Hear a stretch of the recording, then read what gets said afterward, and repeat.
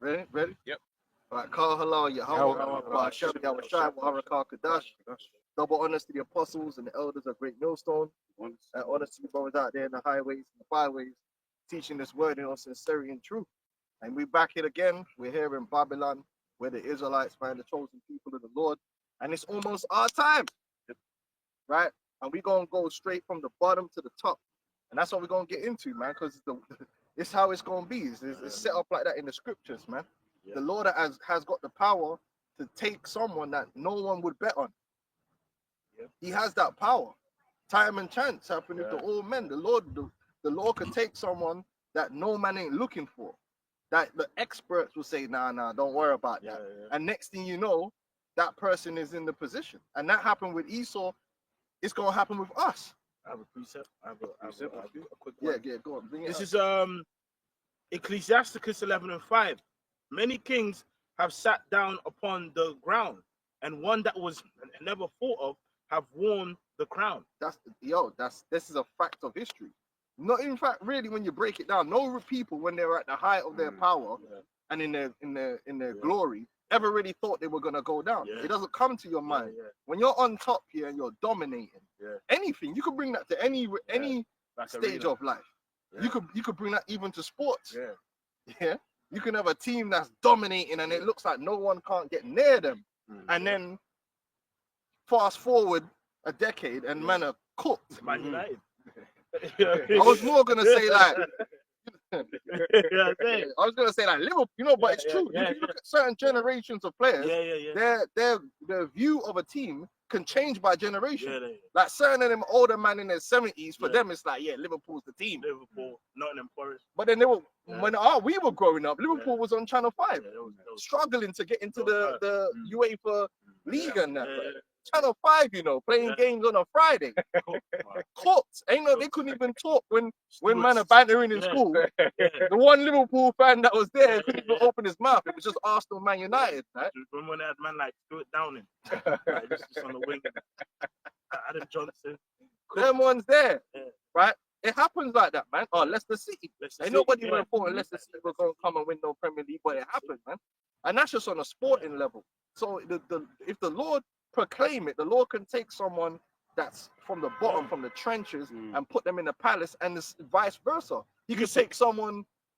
Usyk, like even though he was skilled, no one was looking for him to do it. Became a heavyweight. They're like, this guy gonna get. Now they're talking about he's an all-time great. And the experts, well, you're right. The experts are writing him off. Right. Oh, he's too small. This, that, and other. But you know what? Like,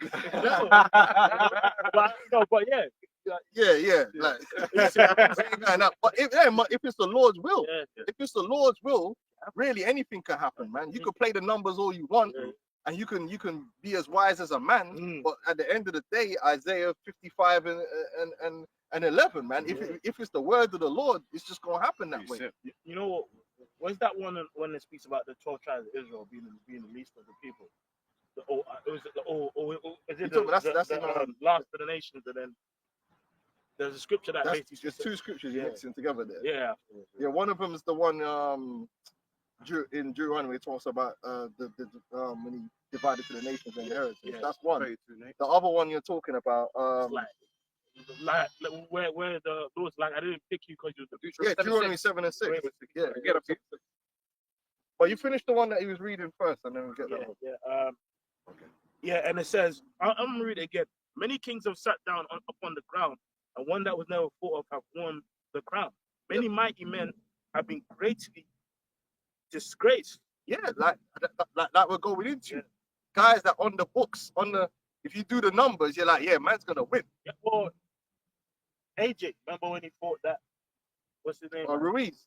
Yeah, that was a foregone conclusion. And that's why people really because it might not be probable, but with the Most High, there ain't no probabilities. Is a thing that men deal with. We run the calculations on what's the Most High don't do probabilities. He knows what it's going to be because he makes it be that. You know what I'm saying? So it's kind of like us. If you was to run if you was to say like, who's the least likely people to rise up and take control over the earth? Well, they'll run the mathematics like, okay, are they in order? Do they have any military? Do they have any developing economic? You're just looking at Jake like, now these people are through, man. They ain't going nowhere. If anyone, it's gonna be the Chinese or it's gonna be this. You know, the bookies is gonna give you some crazy odds for the Negroes, Hispanics, and Native American Indians ruling the world in power. But that's how it's supposed to be. It's supposed to be. We're supposed to be the underdog, so the Lord can show His power. So it's not supposed to look like we close, like we finished second last season, so we could, you know what I mean? We're supposed to be the ones that finish bottom.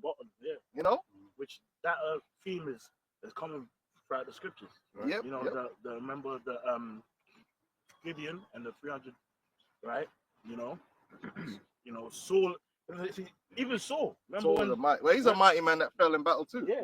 But like, remember when Saul became king? He was like the least of the families. He wasn't expecting him, and he was picked. And then after that, King David took his place.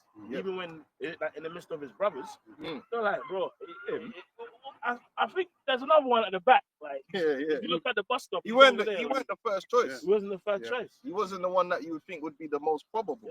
But it was the Lord's will, and that, like you said, so that same thing's gonna play out today. People will mock us if we tell them, "Oh yeah, you lot are gonna be, we're gonna rule over the world." It's worthy of mockery. If you don't believe in the word of the Lord, of course, you're man talking about like, where you going, like, you man are bums. That's basically what it is. Basically. A couple. This is Psalm 75:5, and it says, "Lift up your horn, lift not up your horn on high, speak not with a stiff neck, for promotion cometh neither from the east, nor from the west, nor from the south. But the Most High, Yahweh Bashim Yoshai, is the judge. He putteth down one and setteth up another." That's really what it comes down to. So, like, for instance, like Esau's in power. Now, Esau will tell you he's in power because he's a celestial elf, and his IQ is just evolved to such a degree, you know, and he's so strong and smart that it's just natural selection, and that's why he's in power. When really he's in power because the scripture said he's supposed to be in power. It was prophecy. He was next up, and it fit right into place. Now the same way that happened is the same way he's gonna go down, and Jacob is gonna be next up and slot right into place. But he trying to act like that's not how it works because he thinks it's in his own power, but it's not in your own power because the Lord is the one writing the script. The book of Daniel 4:17. The scripture. This matter is by the decree of the watchers, and the demand by the word of the holy ones, to the intent that the living may know that the Most High ruleth in the kingdom of men. Right, stop there. The Most High ultimately, everything that happens on earth is part of the Lord's plan. Everything. Now that's hard for some people to accept because they've been given this a bugged out view. So for them, it's like, that means even the bad things. It's like their pussy gets wet, they start getting all hurt. But yeah, even the bad things is part of the script. Of course it is. That's why it's a script. Now you think that's crazy, but if you make a movie, right? For you brothers out there that are film connoisseurs, whoever writes a movie and there ain't nothing bad in it, everyone knows the key to a good movie or plot, anything, is drama. Without drama, any movie is boring. You don't want to watch it. There has to be some kind of drama between characters, some kind of conflict that happens, even if it's within the character themselves, that they have a conflict that they're fighting with, that they get a payoff for later. That's the key to any story. Tell me all the greatest stories or movies ever written, and I'll show you that there's conflict in there, there's drama, there's things that happen. You measure the character based upon what they go through, the villain that they have to face, but the villain is only as good as the villainy that they do. So you can't write a villain that don't do bad shit. And if you got a villain that don't do bad shit, then the hero don't look like a hero. He gets brought down. So the Lord had to have good and evil in the story. That's a good point, because if you imagine like watching this story that we've lived through, because if it is a film like this, I forget, I've never watched it, but it was like one where he had like a king, and then like his little brother like usurped the throne, and he had to like wear like he put a mask. You're talking about the man with the iron mask? I think with Leonardo DiCaprio. Yeah. You know, and it's just this thing of like, imagine watching this story like as a viewer, like you'd be like, bruv, like he's not in reference to he's not even supposed to be in power, right? You're watching it being like, bruv, like how is that man just at the bottom, just hurt, like, well, you know what I'm saying? And the payoff is when justice is done. Yeah. That would be the payoff in the film. But by the end of the film, Act 3, my man gets exposed and the rightful heir gets put on the throne. Man get the gal, and everyone leaves the cinema happy. And it was a great story. And they lived happily. But it had the Act 2, the Act 2 low point. There's a low point that's going to be written for the character in that story. Just like in the scriptures, Israel has low points. But the low points is what builds up the high point. That's it. You know what I'm saying? Without the low point, the high point don't have no meaning. It's nothing. Like even as a nation, there's no face onto our nation in terms of like we're not all in like one land or you know what I mean, one people. But we're messed up. We're just cooked. We're everywhere. You know what I mean? Right. Like no land, no name. We're wounded. We're The just scripture wounded. says we got a wound that won't heal. Yeah, putrefying sores, man. You know what I'm saying? And that's the guy everyone writes off. Yeah. You imagine you got a boxer and he just got a injury that just won't go away. He wounded. You ain't backing that guy. Like, this guy's through. He's finished. Yeah. Well, Spencer. when who's that? Remember when Mike Tyson lost to what was that? Buster. Like everyone's like Buster. Yeah. Guy, he ain't gonna do nothing. Yeah. And then he won. That was a massive upset. It was a massive upset. And the Lord set that up. For that era, yeah. It's good. Yeah, they made good for good drama. Yep. Yeah, especially when was it that fight where didn't Tyson knock him down first, and it really should have been counted. It didn't. Maximum drama, man. Controversy, drama. That's all that's in the scripture. The scriptures is the greatest story ever written. Even when you're going back to Jacob and Esau and man selling his birthright. It's got the Bible's got everything in it. Maximum drama, maximum controversy, but the most important thing is consistency in the writing. Consistency. Because even the spirit, like Cain, when he slew his brother, he thought, yeah, man, that's it. I've taken the right side of earth. That's it. But then the Lord brought back Seth, though. That's it. You know, Seth came, and then that line. Can't hold I mean, that's it. Lovely. On the point, it's Amos 3:6. Shall a trumpet be blown in the city, and the people not be afraid? Shall there be evil in the city, and Yahweh hath not done it? So the Lord, when we're looking at geopolitics, you can always look at geopolitics, right, and look at the factors. That's why it's a good script. Listen, any good film is gonna make sense. Because the more you break it down, you're like, oh yeah, cause that character did this, cause he's in character, because everything is gonna make sense. So even the world, you could go back and look at the Roman Empire and put through some bullet points of things that happened that led to the Roman Empire's downfall. That don't mean that the Most High didn't do it. So yeah, you could break things down from a man's level of a viewpoint and put points for why America's going down or why this is going down. That doesn't take away from the fact that it's the Lord, the one that's operating. He's the one in control of the whole geopolitical situation. From the top, and he's pulling all the strings and all the different characters to make it work. And yeah, it's gonna make sense because the Lord is the greatest writer, man. It always is gonna make sense. That's direct. And you know, when you go into really good writing, someone who's good at writing a film, the more you look into the details, the more you're gonna see. But isn't that the Bible? Isn't that the Bible? Like you could read the Bible on one level, and deeper you going down the levels, you're gonna see allegories and connections over here. That's what people do, and that's what they do with movies. A good movie, the deeper you go into the story and the deeper you go into the characters, the more you're like, that's a good writer. And even they can't be perfect. It's gonna fall apart at some point. But the Lord's writing is on a whole different, not even 3D, 5D, but it's like 28 dimensional.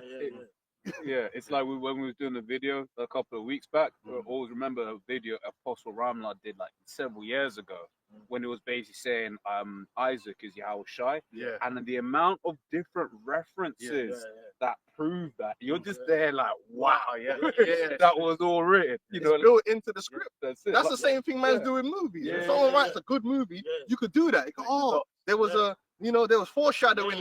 Foreshadowing. The Lord is the ultimate when it comes to foreshadowing. Like a very good example is how with the priesthood, with they shouldn't be.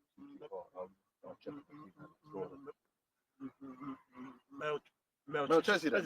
Yeah. Like you just see him. He just popped up in the story once. Yeah. And what's And then Abraham like? the payoff was thousand Yeah, years in it's the like- future, man. Abraham came through and paid tithes. Go on, And then later on, like what in Hebrews? Yeah, Where like Yeah. where like then you see how The big payoff. that big part that event played, you know. It's crazy. Well, if you read it, it's just like he just got tithes in it, and then that's it. But then it was a very There's much big more deal. to it, man. Much It's through the deeper, yeah. people, Yeah. you know what I'm saying? That hey, the Lord is Yeah. he's on a different level, man. They call it Easter eggs. Yeah, the Yeah, Easter yeah. eggs. Yeah, the Hidden Easter gems, eggs, yeah. hidden gems. Yeah.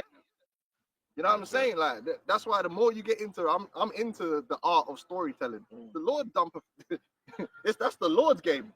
The art of storytelling. I have a quick verse. Go on. This is Ecclesiasticus 10:14. The Lord have cast down the thrones of proud princes and set up the meek in their stead. There you go. It's the Lord that's ultimately doing it all. Okay. He has the power. So even if you're that proud prince, you think you put yourself into power. Oh, yeah. And your very own actions are gonna lead to you So coming out of power. Yeah. So, It's just like Esau. Everything Esau's doing right now is leading to his own destruction. Yeah.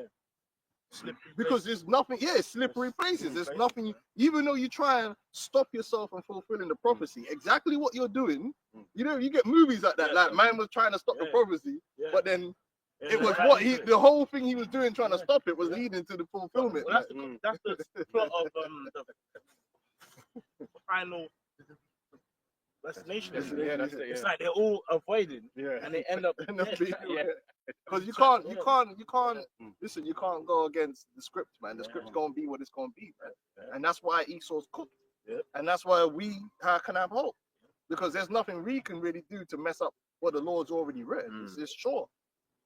Sure. Yeah, let me finish. Go on. Daniel 4:17, and we finish up. Yeah. And he giveth to whomsoever he will, and setteth up over it the basis of men. Now, when you look up that word basis, it means of the lowest station. Well, at one point that was Esau. But right now, who's the basis? We are. We're the ones that's in the lowest station that get the least amount of respect. Like we're the tail and not the head. Yeah. We're at the bottom of the barrel, and the Lord said, "Listen, I could take the person that's at the bottom of the barrel, and I could put them in supremacy over everyone." And that's Isaiah the 2nd chapter. There's plenty of scriptures going into how the Lord is gonna elevate us and put us into positions of power, which is so far removed from where we are now. Because right now, we ain't got no power and authority in the earth, man. Yeah. Esau's the one with all the power and authority. We don't make the laws. We can't affect the laws. Yeah. Like imagine not being able to affect law. You can't affect nothing. We ain't like I was doing a video of a day. Like the one, if you look at Jake as a people, the two most things we're influential in is what? Entertainment and sports, which is sports entertainment. And then when you really break it down, we're not at the head of that either. We're not at the head of that because the whole music industry is run by the JOO, and he sets what's going to be mainstream and what's popular and what's meant to be done. We're still just employees in that world. You look at Jay-Z, these moguls, Jay-Z and P. Diddy, they're workers. These dudes are just front men. They don't run the music. The music industry is run by them big corporations with them big JOO executives, man. These guys are just middlemen that get pushed out there to look like they're the guys running things. But they're not. They're middle management. You understand what I'm saying? Even if you want to bring it to the streets, I'm sorry to break it to you, all you gangsters out there, but all you, man, work for Esau. Yeah. I hate to break it to you, but you're like your dude that's on the street, and you got you're pulling like H bombs out your backside and all them things there, or you got them hidden up your teeth and you're going through all this stress. Well, follow the chain of the money, and if you follow the chain of the money, guess who? It's real quick. It goes to Edomites. Yeah. And they're living good. They don't have to worry about the police because they are the police. They are the feds. Meanwhile, you're running up and down, running in Timbs like it's Nike Airs. Getting chased down, put in jail. Do you know what I'm saying? You lose your re-up. Man, confiscate your re-up. Now you're in debt. You're going through pure hell on the streets in the trap. But guess what, man? Esau still calls all the shots. You running on the street. The fact that you even got to run on the street shows you that you don't really have no power there. Yeah. You only have power over other low-level minions, yeah, and civilians. Yeah. Your own people that you could bully around and bully with a strap. Yeah. But really and truly, in the pyramid of the black world, the black market, Yeah. you're at the bottom of that Yeah, pyramid. Yeah. You're way at the bottom. You might not chilling on the yachts. Yeah. When them trappers ain't chilling on the yachts, man. Well, prime example, you got stuff down trucks, right? These niggas bring it on planes, like, Cargo ships. come through, you know. Yeah. Laundry, Man just they have to got the do that laundry. time, or show his ring. Yeah. Just let it through. You know what I mean? Yeah. Here it is. Some like a chick in South America had to have plastic surgery because her intestines stuffed out. Come on, It's man. messed Yeah, up. when you really break it down, all that stuff, Esau's still at the top of Yeah. all of that. So we don't really have no agency or no power in this world, man. But we're gonna go to a position where you have all the agency and the power to over all things, over all aspects, all industries of life. That's what you get when you're at the top of you're at the top of the. You know, you could do what the WEF does. Just write a document, and all of a sudden the whole world is dancing to your tune. Yeah. You know, the whole world is. You see Trump? Yeah. I'm sure brothers all saw that, right? The health initiative he just brought in. You could go to the WEF website, the UN, where all the globalist organizations have a document that says everything that Trump's doing right now. But he's a anti-globalist, of course. He thinks independently, right? Yeah. That's the power. Now, can you, Jake, do that? Can you write a document and then all over the world, everyone's dancing to your tune like that? No. So ask Gaddafi. It says, Deuteronomy 20. He was cool. Yeah, well, yeah, they messed him up. Remember when he was in the pipe? Face all bloody and shit. Yeah, and they laughed about it after. Yeah. They said he got sodomized by Yeah. By a strap, didn't it? Yeah, That's crazy. yeah. What did Hillary say? We came, we saw, he died, and she had a grin on her face. Yeah. Ladies and know. gentlemen. Deuteronomy 28:48. Therefore shall thou serve thine enemies, which Yahweh shall send against thee, in hunger and in thirst and in nakedness and in want of all things. Right. All the industries, Esau's made it where we're really dependent on his structure of things. Yeah. Because he really controls all the money. He controls money. He controls debt.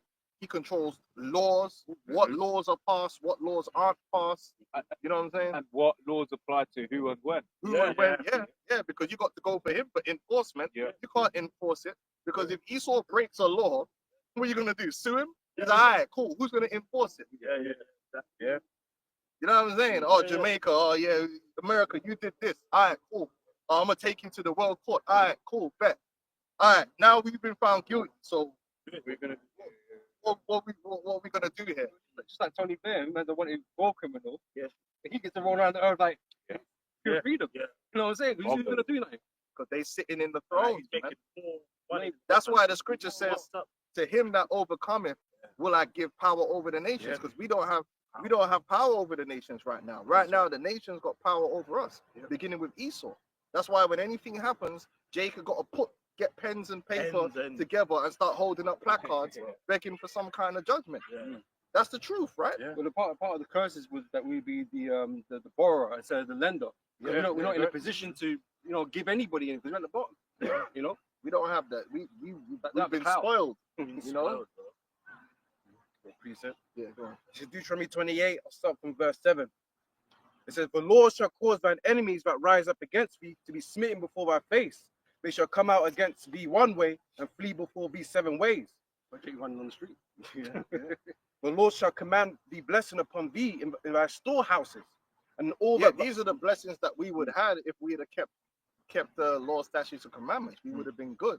We would have had all of our assets. We would have had money in our pocket. We would have had military prowess and might over the nations. Just during the time of David, man couldn't tell us nothing. Man couldn't tell us nothing. Well, I mean, that's why like Jake really didn't believe it was going down. Like especially with The mighty men. Judah. They was like, I don't know what you're talking about. The nations are beneath us. Like, the other ones, Jake showed his chain. Have you seen my chain? Man, It's never getting snatched. Like, man, say you couldn't come and pressure David to institute this law or do this or do that. Man couldn't put no pressure. We did according to what we wanted to do, and we had no one had influence over. We had influence over other people. We had them Ammonites on the tribute. So when we said for do so, we just do so. And if told man to send a couple logs our way, man was quick in haste to send them logs. And even before Jake got officially established, remember when we was encamping around other nations' land? So like, look, man, I ain't trying to. We don't want that smoke. And then even I think it was a Canaanite nation. Remember that? They faked it with the they fake had to bread. fake it like it was on a long journey. And then we still put them in slaves, Still made them, which was preferable to them than these. And now we're gonna do it. Go on, carry on. And it says, the Lord shall command thee blessing upon thee and thy storehouses, and in all that thou settest thine hand unto. And he shall bless thee in the land which the Lord thy God giveth thee. The Lord shall establish thee in holy people unto himself. We're supposed to have the money between us to fund our own enterprise, so we get the most of the profit from our own enterprises. We ain't supposed to be dropping the album and man are talking about giving man 1 or 2 points. The only reason, and you know why that happens? Because Jake don't have the money and the resources to do it themselves. You're on his dime. So he's like, listen, bro, I know you got this music, but guess what? If you want to get it to the people, I got the infrastructure. I own the TV. I own the radio. I own the factories that's going to be. Now, you could do that, but you're going to need a couple million. You got that in your pocket? No. And you have now compete against those that are already fully established. And they got money to close you down. Exactly. So then you got to go to Esau. Motown was that example. Yeah. You know about that, right? So you got to go to Esau because Esau has the capital and everything. But then because you're coming from that position of weakness, that's why you get the deal that you get. If you were coming from a position of even equal strength, then you'd get 50-50. But ask yourself why you're getting 1 or 2 points. 2%. That shows you man's 98% bigger than you. Yeah, just cook. Because you the right man would accept something like that. No, you wouldn't. Yeah. But you have to. If you were bringing equal, equal contribution, you expect equal amounts, wouldn't it? But you know it's not. That's why you got to accept dumb wages because you don't have an alternative. If when a man has his own, it takes a lot to go work for someone else. You know what I mean? Like, because you're like, right, you can't. You go to a rich man, go to a man that owns lands and estates here, and then say, brother, I've got a job for you, McDonald's, for $12 an hour. Man's like, bro, I don't need the $12 an hour job. If you want me to come there, I'll come, but you got to give me like $1 million an hour. Why? Why can you do that? Because he doesn't need it now. But when you're codjo, and you're living in your mom's yard, and you got broke pocket, then the man's offering you even $7 an hour. You're gonna run to it, and you're gonna be happy about it and sing a song. You're gonna do. Remember that Motown song? I got a job, and singing a song about getting a job. You know what I mean? I just need a job, man. Any job will do, right? Because you're desperate. Because you don't have the means of your own production. You don't got your own capital because we've been spoiled and destroyed. But in the kingdom, we're gonna be hiring people and putting up wages. And this thing Esau keeps people in the whole world in that state now, depending on these jobs that he offers, right? Even if they're shit, some people are just desperate for that job, right? Because they ain't got nothing else. Yeah, you know. All right, Esau will be able to come in, watch you build. This brother will tell you, you'll build up a business, sweat and tears, and he'll be watching you, and then he'll come in and give you an offer you can't refuse. And for you, because you're so desperate and you come from nothing, man's like, yeah, hold this 10 million. You're like, oh shit, 10 million, and you take the 10 million, then Esau will flip that into a $500 billion company. Because he's gonna come in and he's gonna do the because he has that that power and leverage, because it's like spoke about a few times. But like you setting a company up and you need capital, you got to go to them venture capitalists, man. And the thing is, they'll give you some unsavory deals. Yeah. Right. At the time, you're thinking, oh yeah, I've got this many millions in my account, but it's like for instance, they even destroyed Toys R Us the same way. Red Lobster they destroyed the same way. Imagine these are massive corporations, and they'll basically strike deals that aren't in your interest.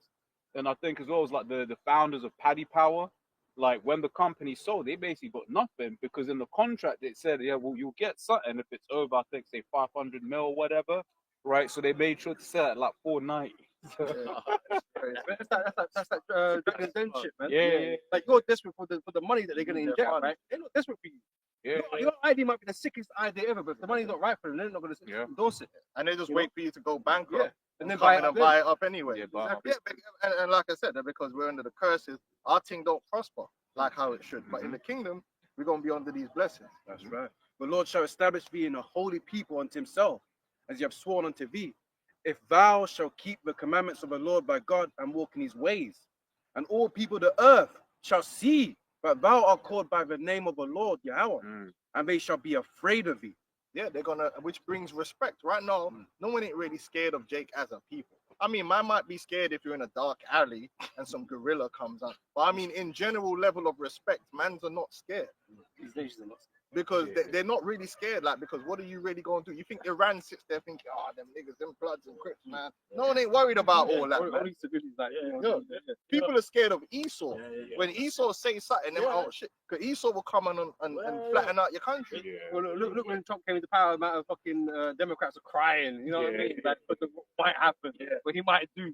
Like, they're not thinking about Jake. Esau can put, can do them, what's it called, them sanctions on you, man, and have the people crippled. Now Jake can't put sanctions on no one. Neither does Jake have the ability to do that. Because more time Jake got to buy it anyway. The only sanction a nigga does is say, "Don't come to my hood." Nigga sanctions. Well, that just applies to other niggas. But then a faggot Edomite in the same neighborhood, dude, going for a jog. Jake ain't got the heart to boycott nothing.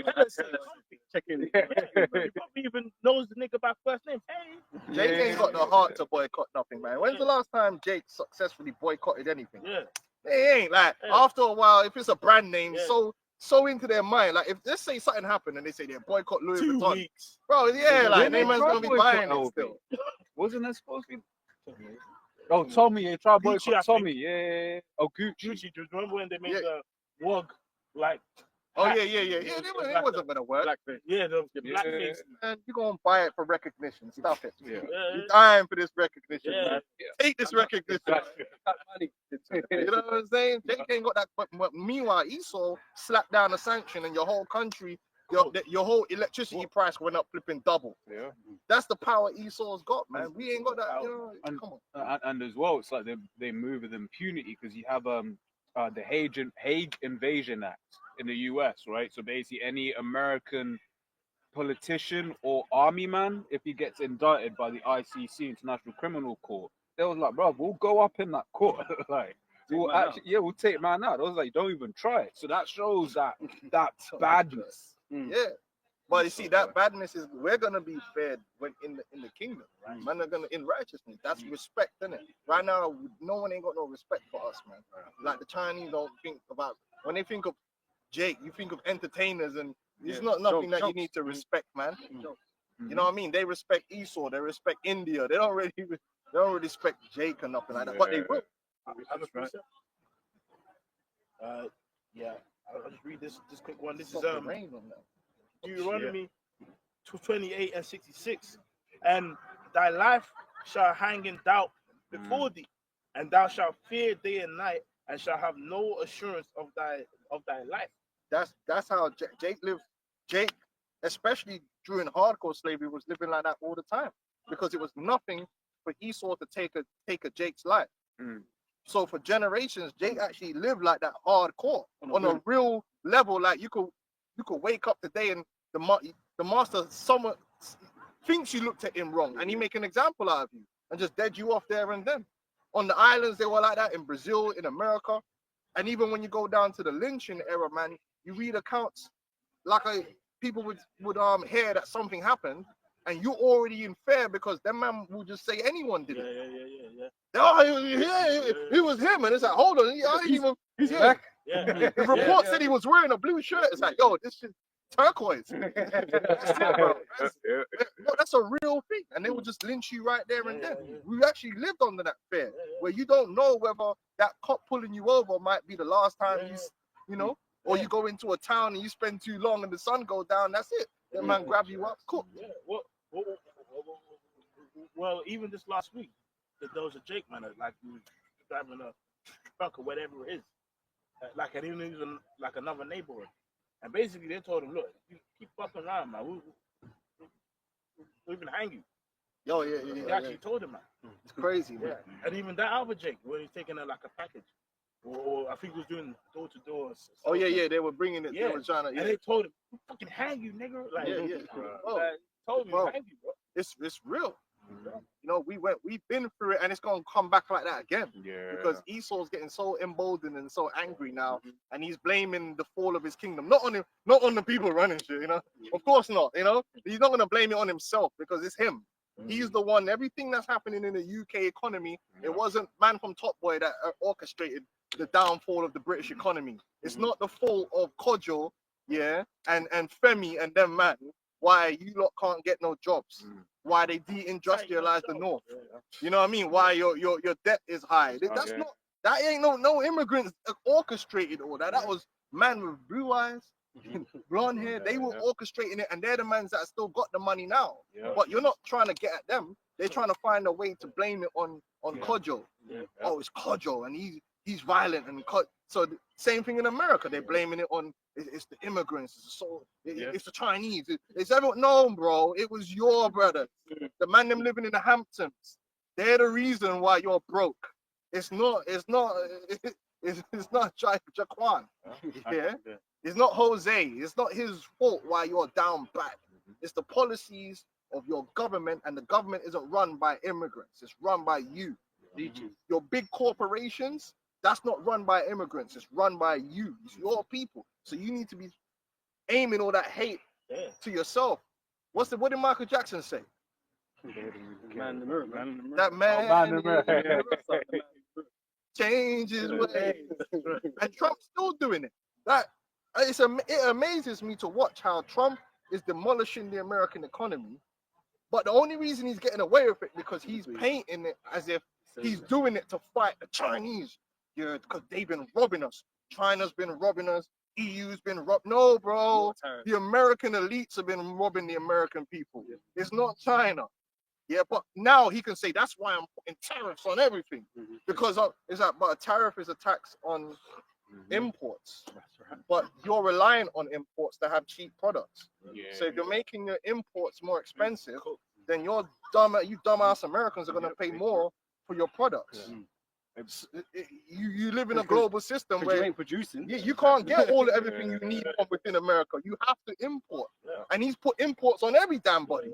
So why all the rich have imported the businesses outside the country? So then all he's doing with these tariffs is not only is he forcing the other nations now to change global trade to try and cut out America a little bit and do more business with each other, which means they can now do more bilateral trading, which means now they need the dollar less, which means now the dollar's weaker, which means now when you go to buy cheap products, they're less cheap. Your dollar can't buy as many products because it's getting weakened. We'll leave that little bit to the side that you Americans don't seem to understand. But additionally, what happens when he's putting these tariffs on these nations now, they hold on, I lost my train of thought. He's telling you that he's doing it to make them pay. But what happens is if the importer is paying, you understand in manufacturing, that's where the point was. When a company in America manufactures, right, they will do something like bring in some steel, make one part of the product, send the product over here, then the product will change into something else, then it will come back, then it'll do this. And because we live in a world where you can transport things relatively cheaply, sometimes it works out a lot cheaper to send things from here to there, and then it'll come back and be finished in America. Now you have a situation where you send it there, bring it back, tax. Send it there, bring it back, tax. So if it's done like 8 journeys, It's cooked. You're cooked because each time you're coming back and you're paying tax because you're getting little bits of components from everywhere to do different bits. You can't source all those components in America. Those factories, it don't exist, and you can't do it for cheap either. Because Americans believe in capitalism, right? So making profit is the biggest goal. So it's then, not cheap to build things and make things in America. It's cheaper to go build it in China. So then, what they've been doing. So peep the game now. Who's been really winning in America this whole time? The big corporations. But you still had a few small guys. The middle class, which are being destroyed. Now all you're causing is, as their cost is increasing, who can absorb those costs more? Who do you think can absorb the increases? A big, massive manufacturer that's been making massive amounts of profit, or the little guy who's got small margins, but he's just truckling along? I was watching something yesterday, which is basically going into the big accountancy firms and how they have a lot of hand in like writing tax laws. The thing is, they make it such that they will then have those big, massive corporations on their books. So you're talking about your Apples, your Googles, your Microsoft, whatever. And then they're basically telling them how to circumvent these massive tax bills. So the regular guy has to pay all of the tax. Yep, and then the big guy. Bro, it's everything they're doing. It's just like how COVID benefited the big corporation. It's a continuation of the same process. So they're hollowing out the middle. The people who are going to do well, who can survive the increasing cost, is the big boys, the Walmarts and all them. The mom and pots can't afford that. The little guy who had a mid-level business is thinking, right, I'm gonna go bankrupt. But guess what? I'm gonna have to sell up. Yep, and they'll sell up. Yeah. Right? And now all the man in there is fired. The big corporation is gonna be able to afford to bring in robots and AI because they got the money and they got all the debt that they can just keep getting. And the situation is going to continue. But the only reason you're going along with it is because Trump is pointing the finger and telling you, yeah, I'm giving it to the Japanese. And you're like, yeah, Trump is putting tariffs on them because they've been stealing from me. No, man. The system is always going to be designed to redistribute the wealth to the elites.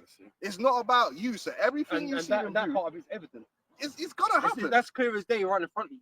Everyone knows that. But because he's saying China's the enemy, and this is a typical tactic. You create the enemy, and now you can do something and say, like the man trying to do VAT. Oh, we're putting up tariffs because the EU has VAT and it's not me. Bro, everyone pays VAT. Yeah.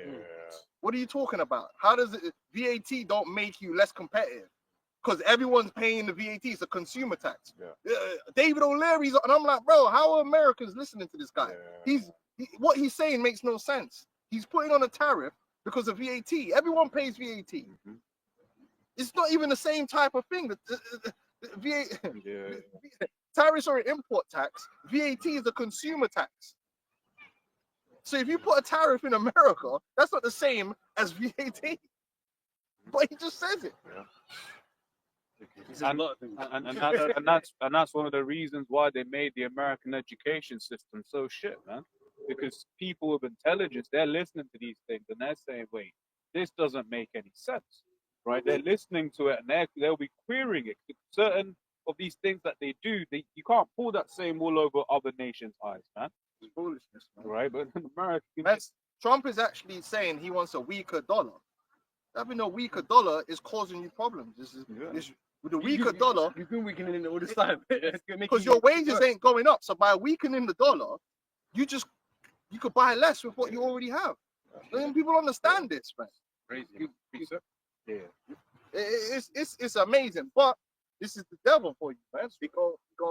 He gonna make you vote against. He gonna make you chair against your own interests, man, for your own destruction. What was that thing Lyndon Baines Johnson said? He said, if I can make the lowest white man think he's better than the best black man, or whatever, however he framed it, then basically you can get him to vote against his own interests. Yeah. Right. And that's what he has done. That's you can see that's what they're doing. You can, like they're not helping the average American person, and the average American has been trained to think that when the stock market is going up, that means the economy is doing well. That's how retarded they are. Like the stock market has anything to do with real life. The dude that's living under the bridge here, when the stock market goes up 10%, he's still going to be under that bridge next week. He ain't up 10%. Exactly. The stock market is majority owned by the elites, and they let retail in, and they manipulate it that retail always lose anyway. You know what I'm saying? Like they're manipulating the whole deal, but the stock market is not a true gauge of livelihood. If that was the case, then the UK would be fine. But the stock market's been going up. Well, bear in mind, right? It's like the was it S&P 500 and all this type of stuff, yeah? Or number is, right? It's for those companies. The profit and losses of those companies. And it's not even based. If you're investing in them, yeah, sure, you're gonna make some money. But you know, it's not based on profit and loss. Is it not? There's companies that's got hella stock price that ain't making no profit. That's right. The whole thing is a scam. Speculation. It's just a scam. It doesn't mean anything. They can make the stock market rise, That's right? And they can, Tesla. They can make the stock market go wherever they want, and they can bring it down, and then use that to say, oh, the economy is doing well. See, the stock market's up. Meanwhile, you're struggling to buy your groceries. But hey, the stock market's up. So hey, But I say it affects those who own those companies. You know, if you're not even invested, got shares on nothing, it ain't gonna affect you all. doesn't affect you. And then most people don't own enough shares for it to even be like significant in your life. Yeah, come on, man. It's mad. What they do is Proverbs 29:7. The righteous considereth the cause of the poor, but the wicked regardeth not to know it. yeah, they don't care about the poor, disenfranchised American man. No one cares, and this is why the world is where it is now. And then you're always gonna get a politician that's gonna rise up and say the right things. This is a cycle. He's gonna say, "Oh, I'm here for the common man. and they're gonna give you a solution, but the solution is never a solution. The solution just carries on the problem or forwards the agenda. Just like how Trump is bringing all kind of solutions, but what's his solutions? AI, flipping. But AI is gonna get rid of your jobs.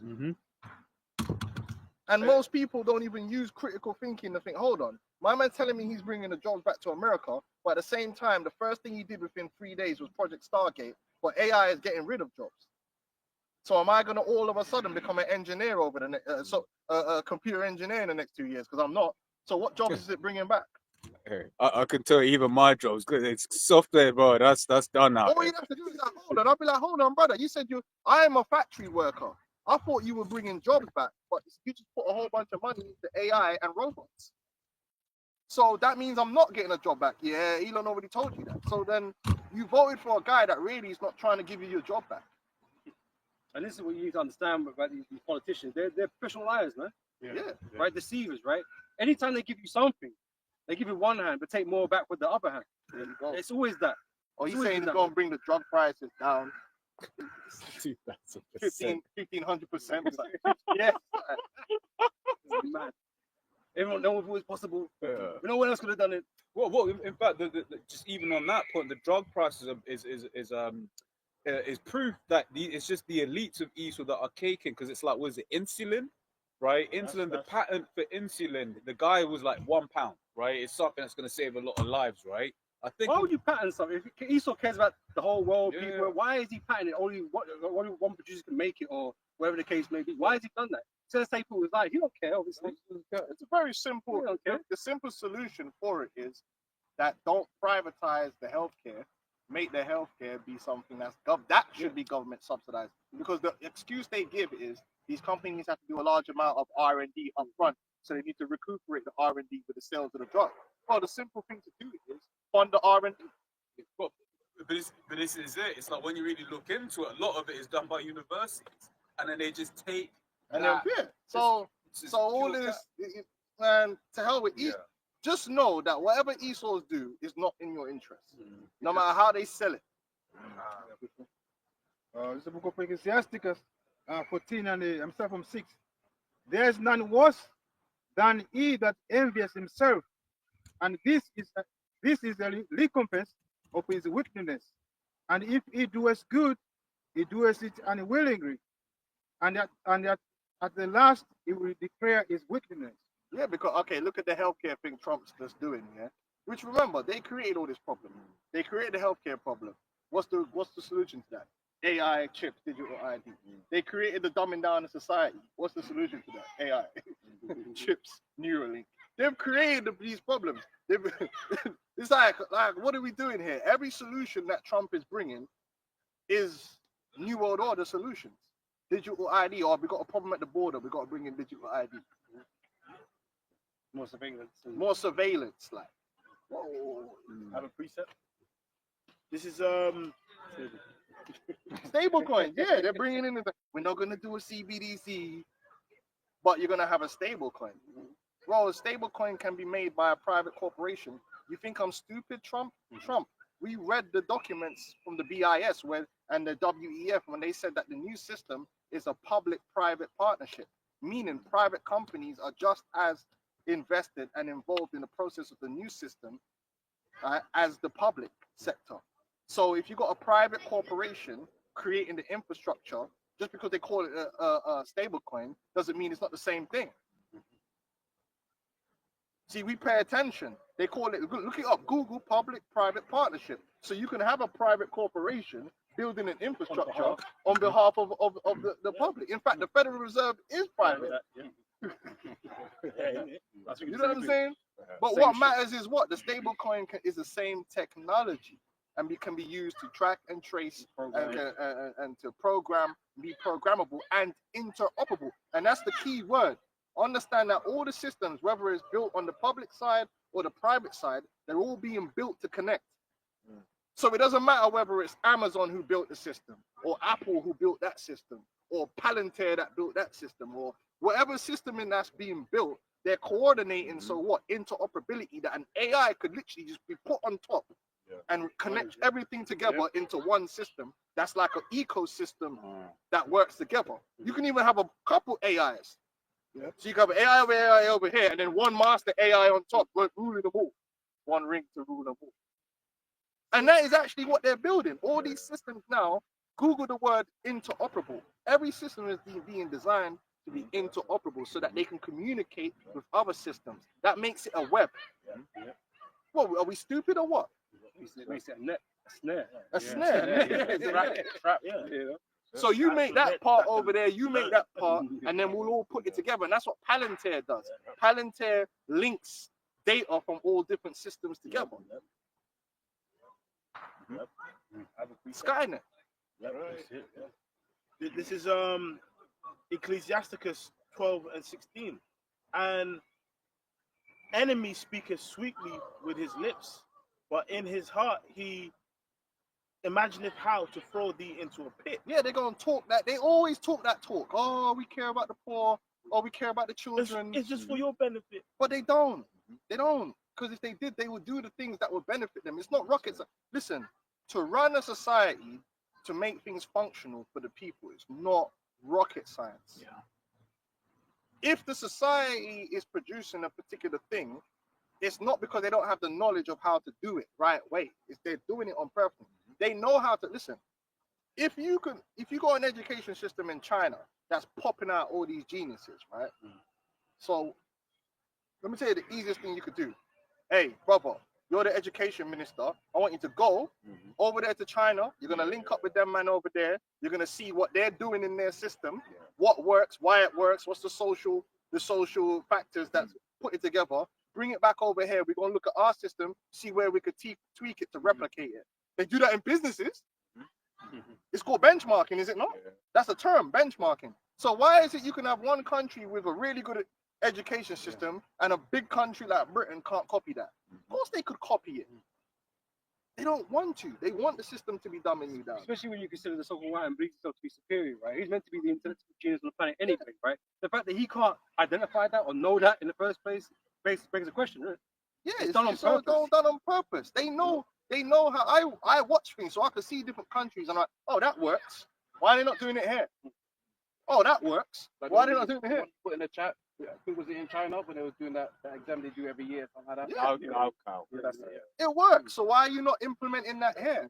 Oh no, we don't know it exists. No, it's communist. You know? It's bullshit, man. We don't do if you see a system somewhere else that and you know that it works, you should copy it. But they don't do that because they want everyone to be dumbed down. They want people to be in crisis. So you will cry out for the new system they have, which is a system of control.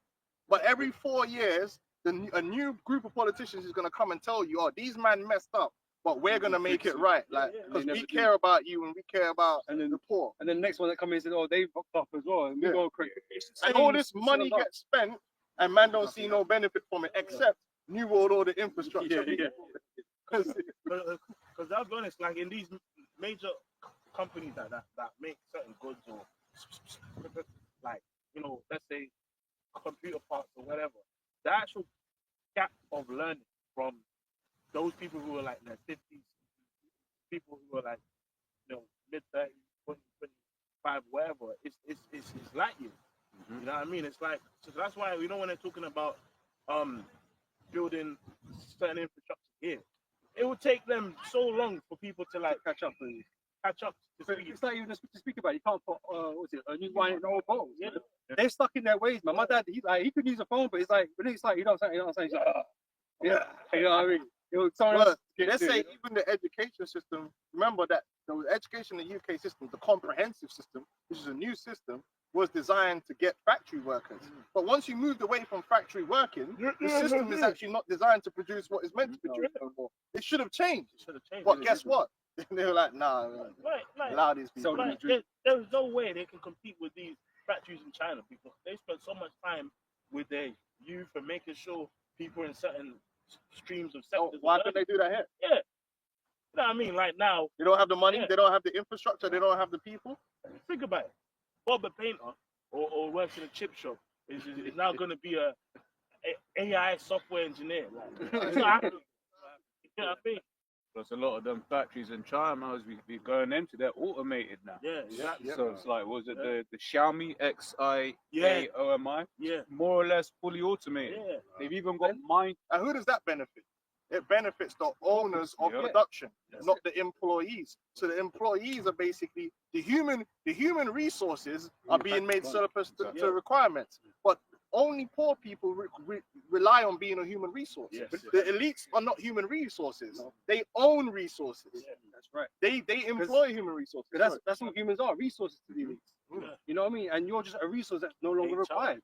Like in places like China, where there are like a billion people, that's even a bigger issue because if everything's been taken over AI and they're so quick with it, they're so advanced with it, what are these people going to do? Yeah. A lot of people are going to have to die. And that's part of the globalist agenda too. That's it.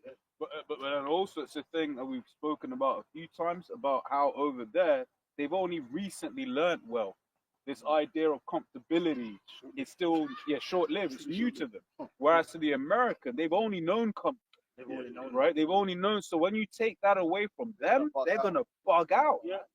Especially the middle class. Yeah. They grew up there. Have a bit more on this. Jake in the ghetto now. You know, them man in them third world cities, man, and down south, but them middle class Edomites, boy. Even like those guys from Blade Runner, man. They can't get them avocado toast, bro. They can't Them $70 avocado toast, bro. Jake just need a kind of sardines, mayonnaise, make it work.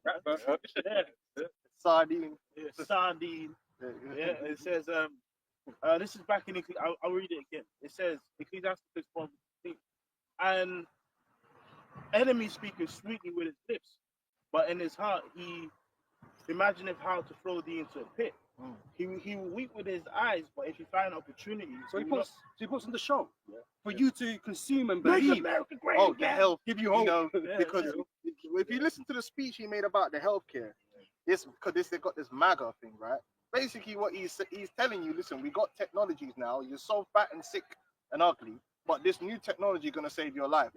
But it's gonna, in order for it to happen, we have to digitize everything, and you're gonna have to wear these wearables and have stuff injected into you, which is what they wanted anyway. So they've made you sick here, and now they're offering you the solution for how sick you are. Think of how mad that is. They've systematically made you so sick that now it's like, yeah, we're gonna digitize, and now you're gonna, and people, he's saying, look, the technology can now predict when you're going to be sick, so you're going to be sick in 6 years. Yeah. Now imagine you've already created a crisis where people are dropping left, right, and center. Left, right, and center. Yeah. So to people, that's a salvation. That is. Because everyone's so sick. But why is everyone so sick? Because you made them sick. And they ain't gonna just these corporations that give you all this shit food and contaminate the earth, the air, the water. They're not gonna talk about all of that. No, now it's just, we got this solution, hold this chip here, and people are gonna, and we always told you that the MOTB, right, is gonna be a salvation. It's gonna, people are gonna take it because it's gonna look like it's saving them from their financial problems, from their health problems, because there's people who probably have had bare friends die of cancer. They've had, you know what I mean, and then they've had their mom die of cancer and all that. So they made it to such a level that everyone's dying of cancer. So when you're telling man, just take this implant and you'll never die of cancer, because as soon as the cancer appears, catch it we'll catch it early. And we can get rid of it. Yeah. Which All of a sudden now it's like, yeah, now because remember you got the waiting list. Yeah. Now you don't have to worry about the waiting list. You can just slap this on you, and you'll know, The nanites. Yeah. The nanites are Remember, gonna get like, it. and it's gonna sound reasonable. in C19, DARPA said it. They had subdermal chips that can detect when your body's infected with C19. But it comes with what? Digital records, digital ID. That's the MOTB system. Have a bit more. Yeah. It says he will weep with his eyes, but if you find opportunity, you will not be satisfied with blood. They'll pretend that they care. They'll pretend that something. They'll take a situation that is horrible and pretend they care about that situation. Only then to bring a solution that you think benefits you, but it's really a Trojan horse To catch at your most vulnerable. for them. What? Same with Satan when Yahushua was fasting, man. Yahushua was weakened, right? The wicked Satan. That's when Satan was trying to get to him.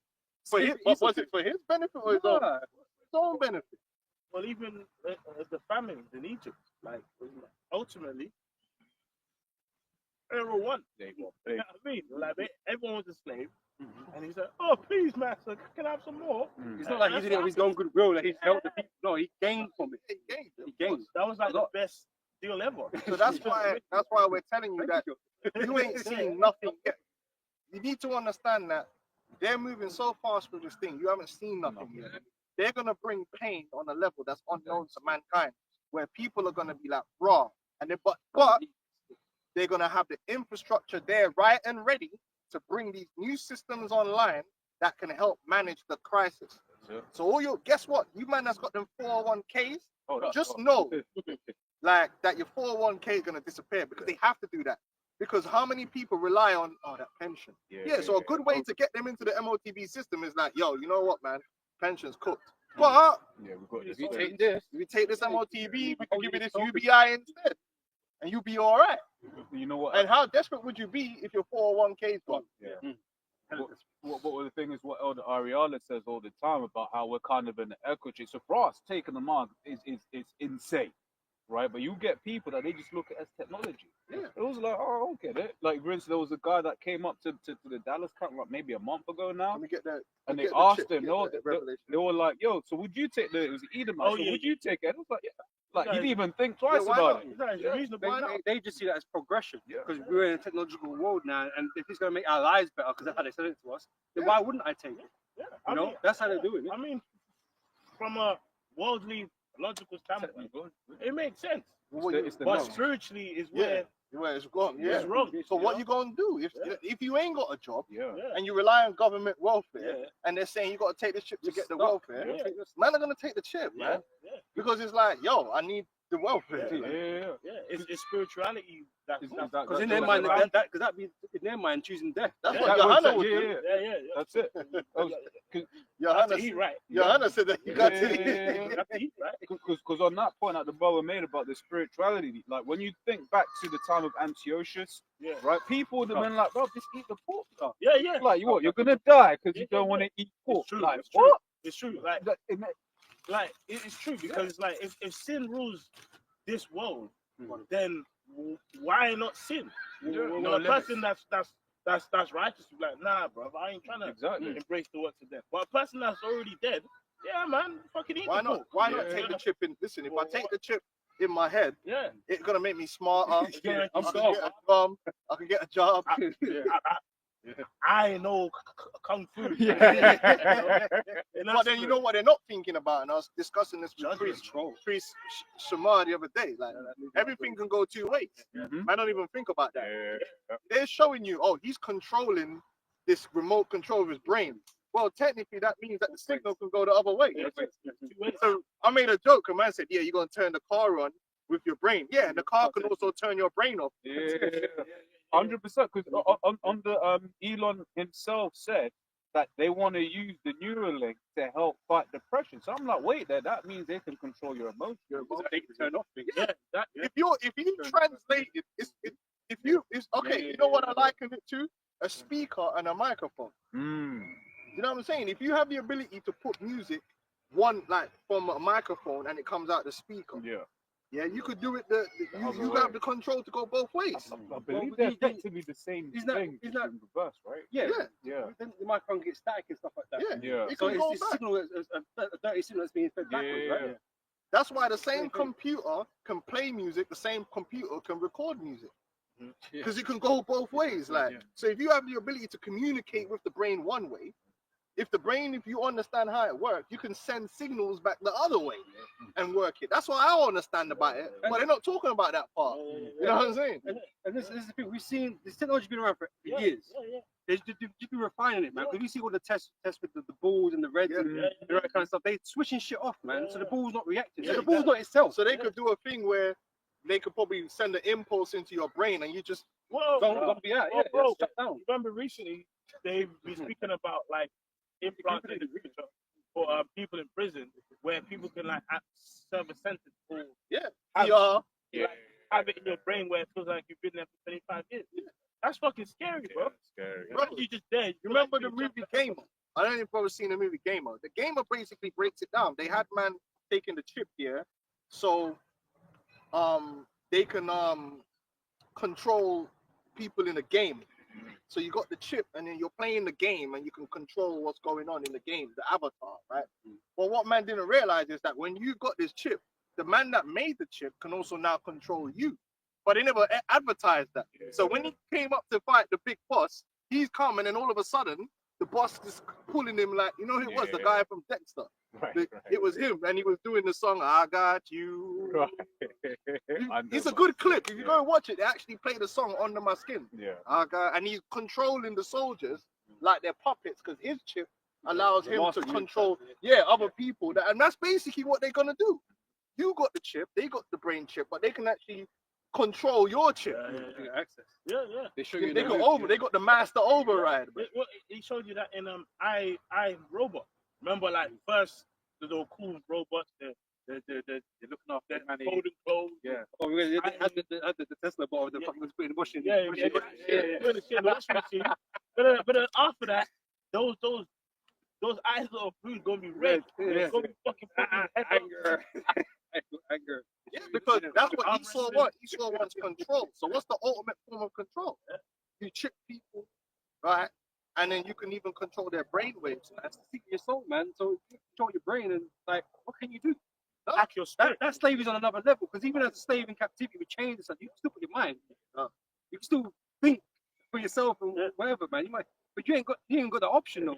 You could Human just beings are download not drop hackable. Yeah, but at first they're gonna tell you, oh look, there's someone that can walk again. The chip and all that. You know, because that's him pretending that it's for, because he really cares about making people walk again, right? Come on, man. That's the same movie.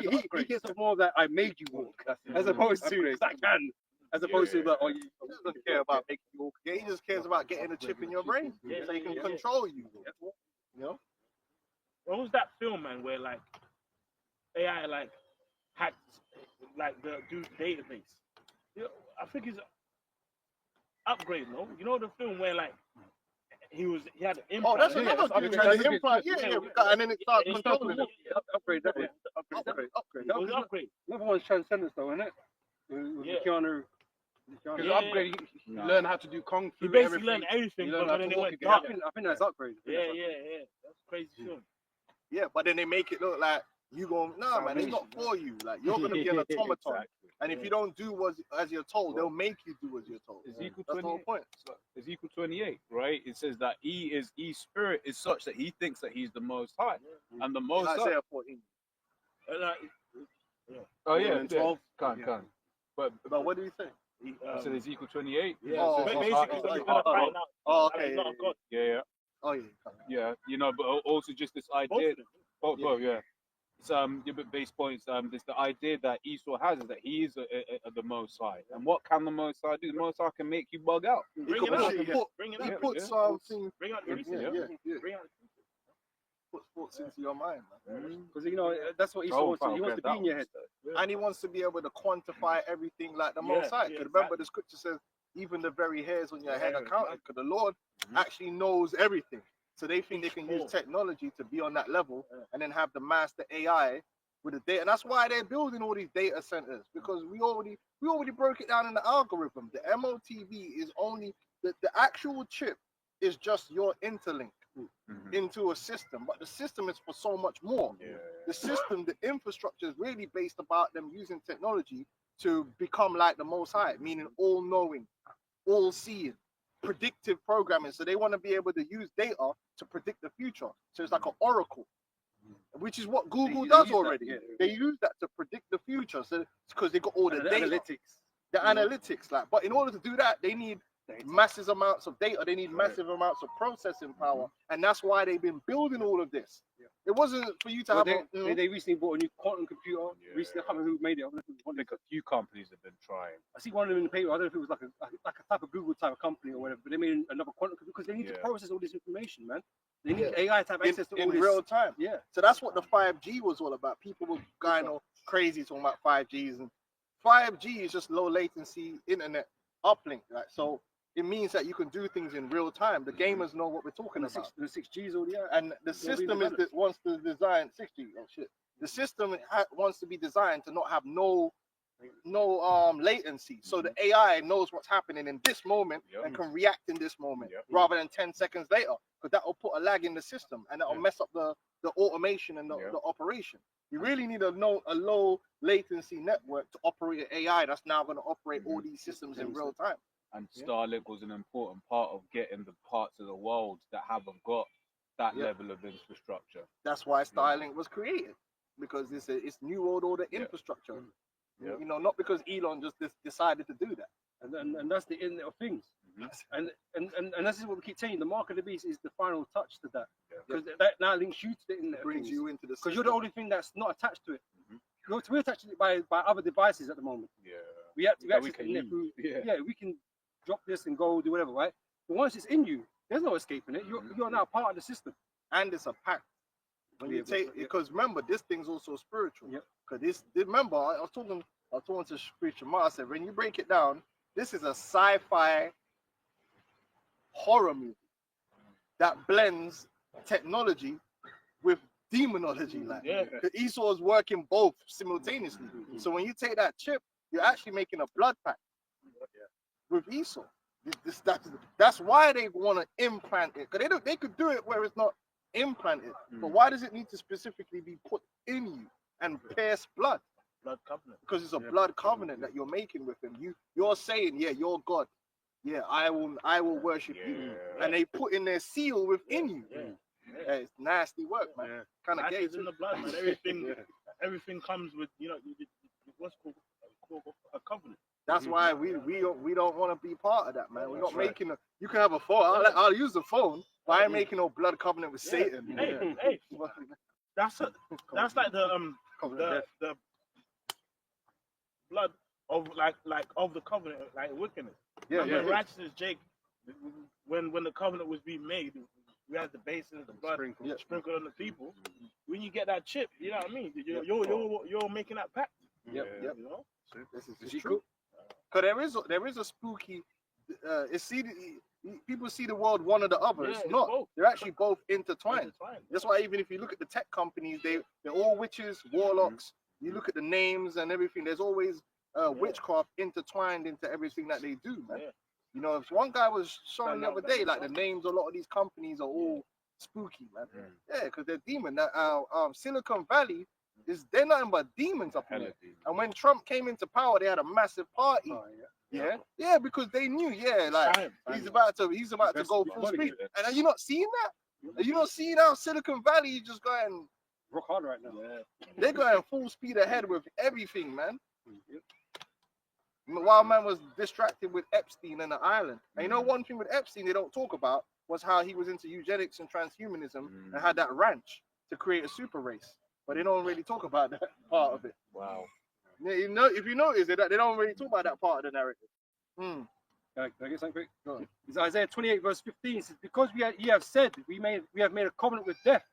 And this is what anyone that's decides they want to accept the mark of the beast from Esau, right?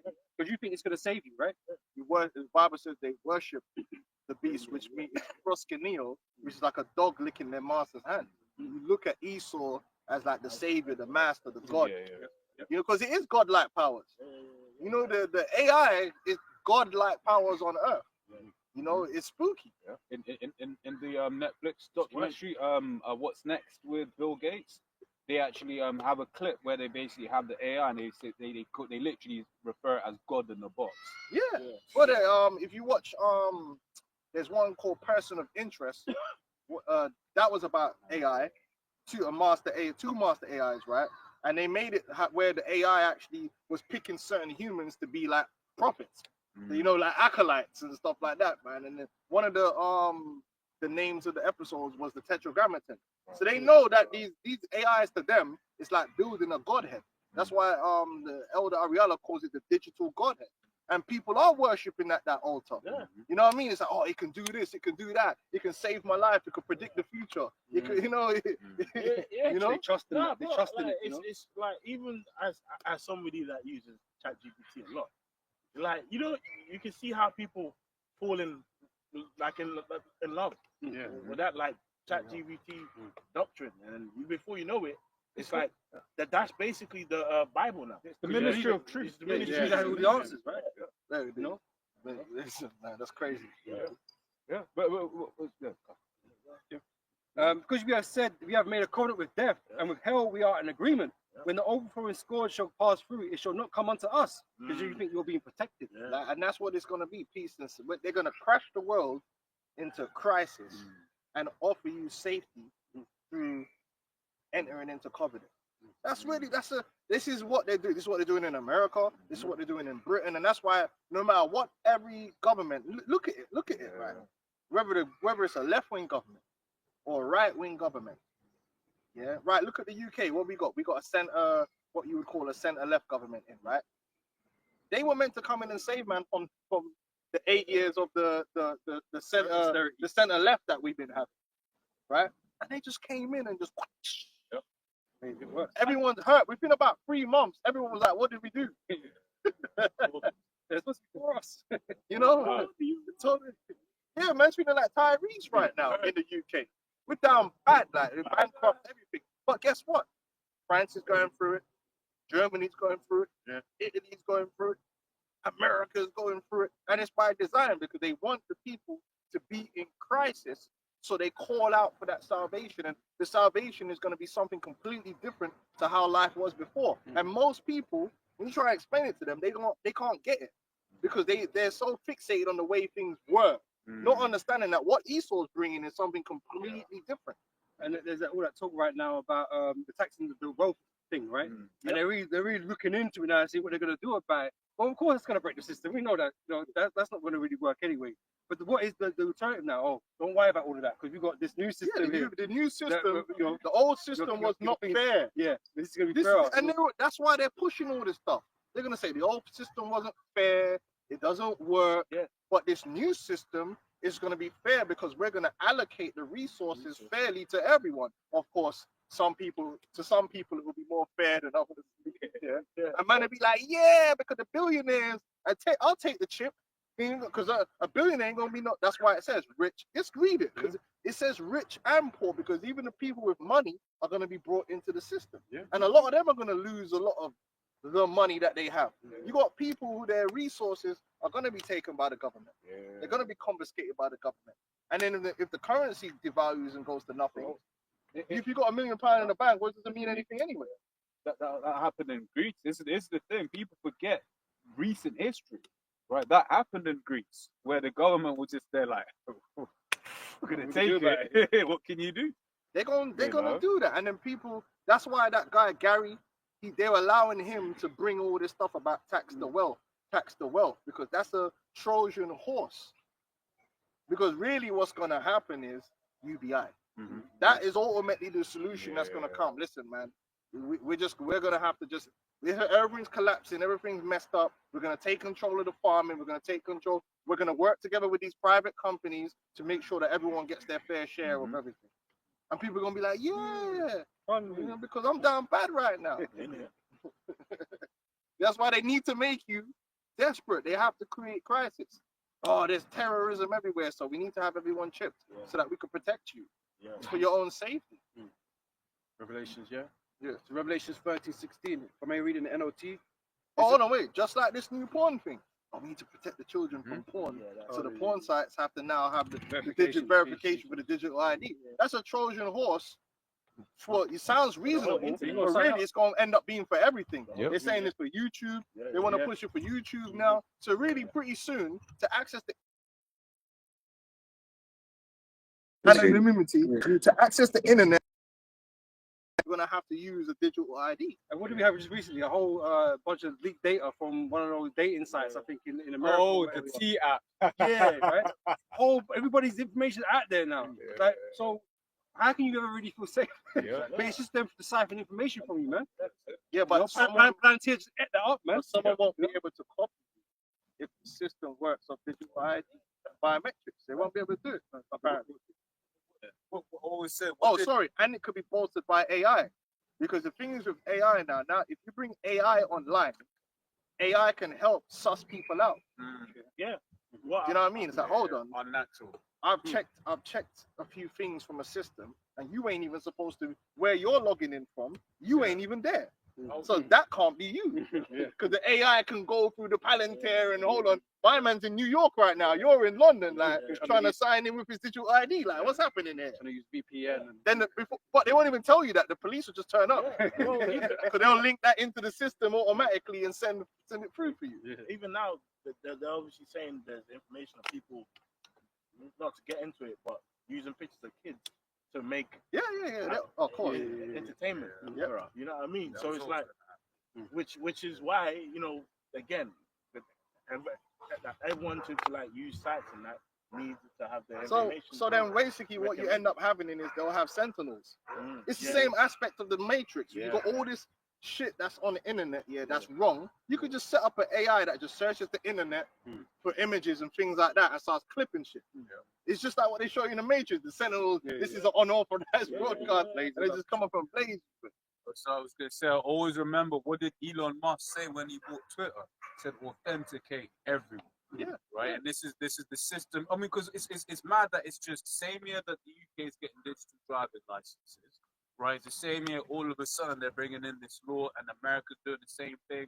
Australia's doing the same thing. All at the same time. These things aren't coincidences. Yeah. And you're gonna use it to get into your Google. And look, like I already said, it's already like that. Most things you sign up for, you just use your Google account. Yeah. Like, don't tell me you don't do that. If I have to sign up for a new app, I ain't going through the sign up, put your name.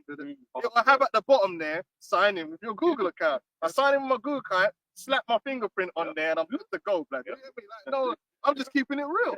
And then when you go onto your Google, you can see all of the different sites that you signed into, and that as well is feeding into the AI. And Well, you know what they did? Yeah, what messed a lot of people up, right? But that happened to someone I know. That if you were trying to do the anonymity thing, now when you're trying to operate and you want to pay for things, because you was using the wrong name on your Google account, you can't pay for shit like using that Google account because it don't line up. It'll be like, oh, this address, or when you lose something, it's like, oh, we need to confirm. You'll say we need to confirm your identity because you've lost it. All of a sudden, you can't confirm your identity, so you lose access. So now, really, all them people that's got anonymous accounts, you're slowly gonna not be able to use those accounts. So they'll just send a message through. Oh, there's been some fraud on your account. We need you to confirm your identity before you can get access. That's it. You're cooked because you put down geriatric. That's your name. Fake fake name, fake age. So you gotta have your real name. And it's the same with the whole crypto thing, because that was supposed to be based on the anonymity of the users, right? But now everything's been KYC. Everything's KYC now. So what started to be like, this underground thing that no one knows about, now for you to be involved in it, you have to be known. You have to be known. And as well, even because there was a politician recently, which some countries already do this, where the politician was like, why are you using a VPN?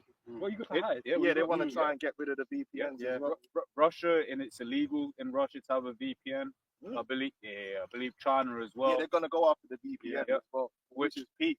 Which is they're very easy to set up your own ones. Just say.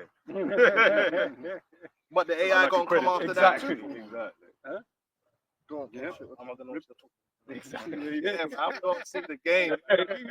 Stand up, man. What? Watching Yeah, I've the been channel going to watch and shit, watching that shit. AFTV meltdown. Revelation. BBC not gonna get my money, man. I'll watch this shit. Revelation 30:16. gangsters, I'll read these from the are NLT. It says, He required everyone, small and great, rich and poor. Small and great. The system that they're bringing in is going to be for the little man and the big man. That's what it means by small, not small nations, it's small people. Small nations. That's your average everyday dude. And that's what's their terminology for that? Banking the unbanked. Yep. That's a big terminology they use. Oh, there's lots of people in the world that are unbanked. So Because they ain't got a fucking home. Yeah, it's that matter because they ain't got no fucking address. You know, they're living on a fucking bridge or some shit. yeah, but not just them. There was a lot of people in the world that were still using checking accounts. You know what I'm saying? They didn't have a bank account. They had a checking, so they were getting paid in a check, and they would go to like one of them, them cashiers, and they'll get because they had certain people that didn't transition over to the idea of having a bank account. So you got certain places in the world where they don't have a banking system like that because they didn't need one. They were just using cash. Yeah. So, but now they're like, oh, but because they don't have access to a bank, that means they can't get loans. That means they can't get these things, and that's keeping them back in life. So we need to bank them. But in order to bank them, then how do we do it? Digital ID. Go look it up. Listen, I'm not making this stuff up. Just type in banking the unbanked, and you will see that at the end of all of what they're talking about is giving everyone digital IDs and a CBDC. Yeah, it's like a philanthropic movement. But it's good for them, yeah. To help everyone, right? But that's the same thing. When you're saying banking the unbanked, it's the same thing as saying he calls it all. Because what you're trying to say is we need everyone to be in the system. It's the same thing. Small and great, but no man gets left behind. No one gets left behind. But But they're selling it to you like they're doing it because they want to help the little poor, what they call, them vendor, the little hand cart vendor somewhere, which over there, that's already happening, right? This brother will tell you. Look at a hand cart vendor that's got a galvanized house, and they got the app. Bro, I'm telling you, man, like, digital ID, I say it all the time, like, some of the stuff I saw when I was recently in Ghana, bro, I'm seeing technology that we don't even use yet. Looking like Wakanda. Like, literally in Ghana, to get a SIM card in Ghana is your life, because you got something called the Ghana card, which basically is all your information on one. So with that, you can get a passport, you can get a bank card, and so it's a digital ID. Yeah. And basically, if you don't have that, you cannot get a SIM card in Ghana without that. Like, basically, if you don't have a Ghana card, like, you have a temporary SIM card that expires in about a week. and obviously that SIM card. Oh, you gotta get a gal, man. Like, and basically, it's got all your biometrics. So even me, when I was in the airport, when I came off the flight, bro, the lady had to get her phone, and there's an app they got, scan my face, which matched my passport, for me to get a temporary SIM card. Which is shit. Man, here you just go to the corner shop, boss man. That's it. It's crazy because as well, it's like when you look at some of the stuff that they is about to do a lot of in different like parts of government, about to do like a lot of, whether it be like for work or whatever, right, and like touching some of the systems and looking into some of the systems. It's like the UK gov is similarly like that. It's very digital, right, and everything is being put on the platform, right, and you can't really maneuver. Like, even I think about the fact that over here in the UK, you can't not use digital payments to access any of the transport in London, right? The fact that you can no longer use a cash to top up your Oyster card basically means that they always know who and where you are, right? Where you're going. 1993. Okay. No. That's Cashless society. Get cashless, because that's the thing. If you're topping up something with your bank card, right? You've used your bank on your bank card. You performed what's referred to as a KYC, i.e., know your customer. So if you're topping up that Oyster card using your bank card, so it's like, okay, you topped up that Oyster card. So then when you're then going on the platform, it's like, well, you topped it up, so that's very likely you. Right. So and as well that nowadays most people don't even use Oyster cards, you just use your bank card. So once again, they're like, okay, you've gone here, you've gone there, you've gone here, you've gone there.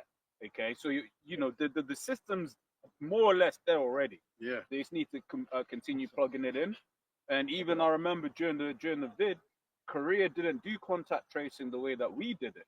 The way they did it was like, well, use your bank card in this spot. So See? you was there, right? That means you now have to go in quarantine, basically showing you that using digital payments is a way for people to link you to what it is and where you're going. Paper trail. It's a paper trail. Can I read this? Yeah, and then another thing you have to realize as well is that once they tap you into that system, because they've made cameras and everything ubiquitous. Yeah. Cameras are everywhere, and they're all connected to the internet. Ring cameras. Ring door. Hey, bro, do you know how many man get clocked off that? Yeah. When I watch these murder things, it'll show you what's clips. one of the first things that the police do? They go to the neighborhood and they go to all the ring doorbells, and man will, is this you? Man catch man running there on the ring doorbell. And you can't even commit a proper crime nowadays. But you got to give it to Esau. You really got to get. He could have himself, right, spent the money installing cameras everywhere, but he got citizens to pay for the cameras to have, so he could use them and police. So then, remember, we were doing the thing. Remember, there was there was a movie called Impostor, and in that film they show you that everyone's chipped because of enemies, aliens, right? Everyone's chipped, and as you walk down the street, the screen, which is actually it's in China now, they do that. The screen will come up, flash up with your face because you walk past the screen. It flashes up with your face and your information, and it's tracking you. And then people got to realize that if you take someone else's chip and try and use it, the reason you're gonna get clocked is, for one, all them cameras are gonna say this person with this biometric is using the chip, and the camera's gonna read you, and it's gonna be like, it's gonna be like, hold on, the person uses his chip doesn't match what's on the chip, and so the biometrics is really like a two-factor authentication. That's why you can't use someone else's chip, because even when you go into the shops, they got cameras there. So you tap, and the camera's watching your face. So if they connect all them systems together, it can know where you are for sure. They're planning to, because they said one of the things that they want to do with the digital driving license is plug it into the self-checkout, such that you no longer need to ask for the alcohol. If you want anything over like age restricted, right? Then you no longer, because certain times like you've been in self-checkout and there's like one person, you're waiting 10 minutes just to like get authored, So they'll put that in. Yeah. And then man like Glockerez, they doing all this. You know what I mean? But to prove what the elder's saying as well, it's like it's when you have a biometric passport, it's not like you just tap your passport and go. Like, you have to first confirm that it is me, and then it lets you go. That's the whole point why the biometric information is on it in the first place, is so that it can double check who you are. I have a quick one. Yeah, go This on. is Jeremiah 5:6. Wherefore a lion out of the forest shall slay them, a wolf of the evening shall spoil them, a leopard shall watch over their cities. You know, which spiritually the way we like apply that scripture is basically with the whole surveillance, man. You know what I mean? It's swift. Like even the point we're talking about of criminals and stuff. Bro, I've seen clips that look like movie scenes of a criminal running away from police, and at every turning he turns, it's got a video of him going past the house. It shows him in the grass, hiding and shit. Bare angles. I think it's a video. Because in most cities now, that's what I mean, as in the infrastructure. If you actually just think about how many microphones exist, every phone is a mic. That's how Google knows. You know, when you go on Google and you want to go to like a restaurant, it will tell you how busy it is. Or on a train, how busy it is, because everyone's got a Google account with their location services on. So Google knows how many people are in a certain vicinity. It also can predict then, based upon that data, how many people are going to be there next week, just by running the algorithm. You understand? So we live in a society where they've made it where even payment used to be, you go to a market, so, oh yeah, can I pay card? No, they've made it easy that now you don't even need to have the sum up reader. You could use your phone.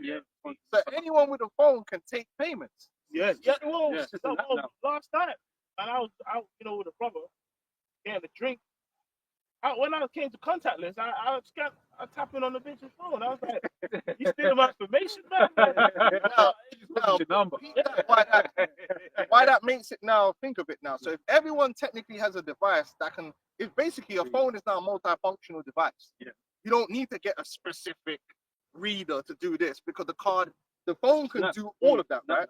So now, peep this here. I'm watching this thing with the Ghana card. We're gonna stay with the Ghana card, right? Which Ghana didn't come up with. Yeah.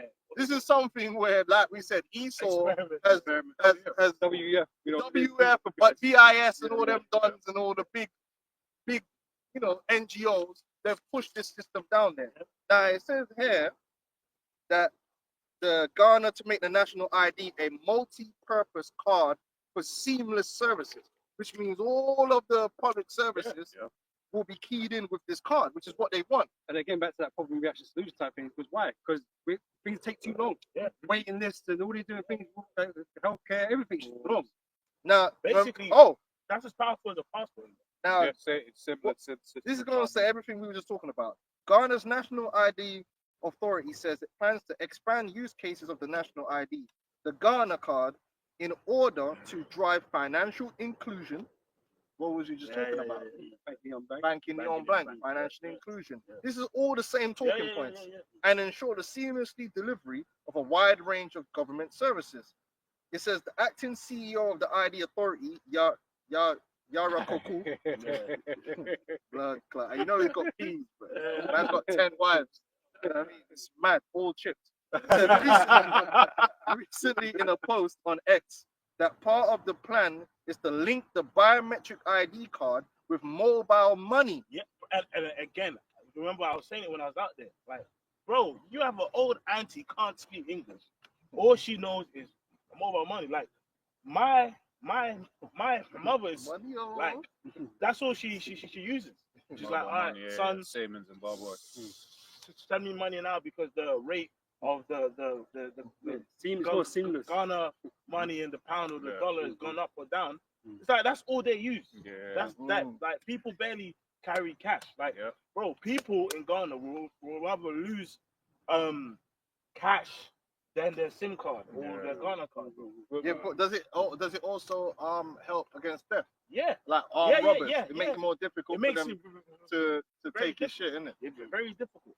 Yeah. Because like even when they like a person tries to like send money or whatever, they will know by like it's like not your right pattern or whatever. And temporary blocking. Yeah. Last year they put a temporary ban on one major mobile money app, and people was basically gonna riot because it's like, yo, like this is how we pay. This is how we receive money. I hear that.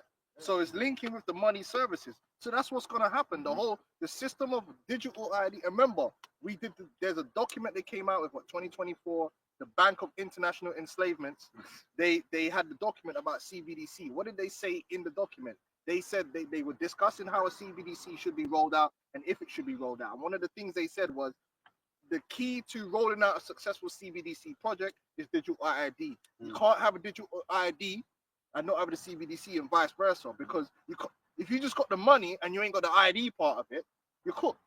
So both those, this is why we told you that the money and the ID part of it go hand in hand. So you're going to start seeing them trying to fuse it together. The digital ID linked in with your bank accounts, which is what we're reading. I was saying once again in the UK, like, so the different nations attack the problem differently, as in officially speaking. But in the UK, we've got something very similar, because right now, if you start getting P's in your account, HMRC are gonna hit you up like, yo, what's going on? So it's like they're already connected you. It's like, wait there, you got that much? Oh, where's my tax pay? Yep. You know. So that's why it says here, with the mobile money services and bank accounts in line with the original design of the card. So they're telling you that, the first part was what they pushed out to bring it out, but really this is what the card was designed for. It was designed for what? The link your ID with your money so they can trace you. He says, as acting blah blah blah, he will work to advance the vision of President John Mahama, which is not his vision. It's not his vision. This is straight up from Esau.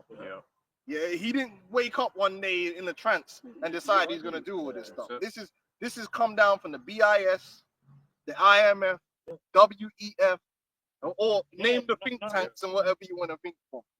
Yeah, man, bring them through. They do some rituals, feed them with some prostitutes, give them some money, and say, yeah, go do that. That's why most countries now, even the world, some of the world's poorest countries, that's why most countries now have a biometric passport. Yep. It says here, imagine linking your Ghana card. Oh, sorry. Of making the Ghana card a multi-purpose card to render access to digital services easier and more convenient for Ghanaian citizens. Imagine linking your Ghana card to your mobile money and bank account so you can pay for goods and service without knowing the vendor's phone number or mobile details. Imagine using your Ghana card as your driver's license, eliminating the need to visit the DVLA for fingerprints. Bro, that's how important it is. Like, honestly, you do not need to, like, right now, if I go Ghana again, I don't really need a visa. I can just, whatever is on my Ghana card, is basically, I just walk straight through. But, like, before I got my Ghana card, I had to go through all the checks. But now you have the Ghana card, hey, you literally just walk in. Which would mean that all these systems are also being integrated. That's what I was about to say. Yeah, they're all coming together. Yeah, that's what I was about to say. Right, scammers them up. Cool. So the UK used to have what was referred to as a biometric residence permit, right, which was like a separate card alongside your passport. But as of this year, what they've done is they basically merged it such that you no longer need the physical card. They basically are now understanding foreign passports and stuff like that at border control. Once again, basically just meaning that everything is becoming more and more linked on a global scale. Right? Yep. And that's the thing with digital technology. You always get the updates and the patches and that kind of thing to be upgraded. You know, so it can this thing couldn't do such a thing, but now it can. You know? Yeah. Now it's gonna get spooky now, right? They said because it's a physical card right now, but listen to this, right? I want to skip down. It says, he mentioned that there are a few of many instances in which the Ghana card can be made more useful for citizens, adding their vision is to also make it easier for people to get replacement Ghana cards. Now, wait. It says, imagine your card goes missing, but you simply walk into a booth, pay, provide your fingerprint and your replacement card is printed on the spot without having to visit the NIA office and wait in a long queue. Well, my thing is this.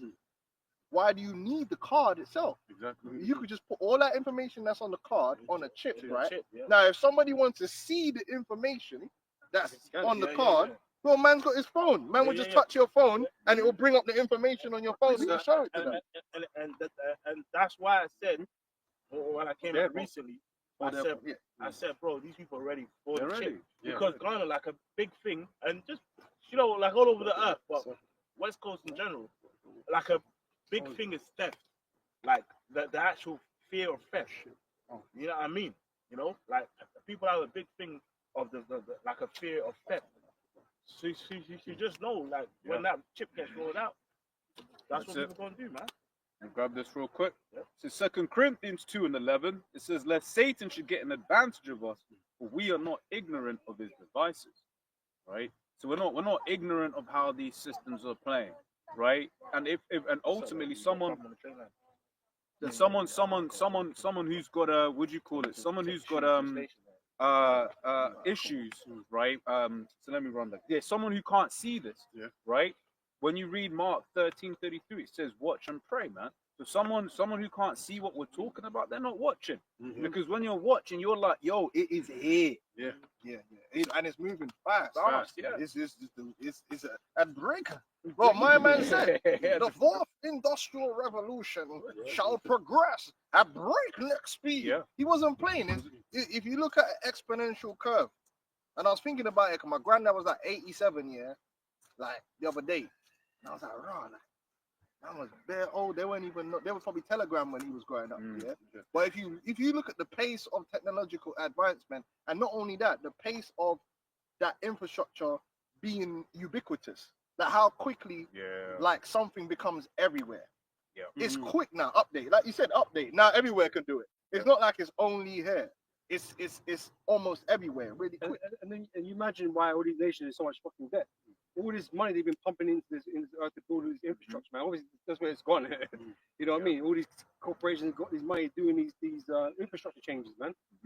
You know, like that's the only that's the only way you can really kind of figure out where all this money's being spent. It's just crazy amounts of money. They've been building their own prison, and that's what people don't realize. That really it's a digital prison. They've been getting you to buy all these products, and these products are going to be their products because, like I said, once everything is connected into the internet, you don't really control that no more because they got back doors for everything. Once they bring that they got it already. Don't think they already don't have a Skynet.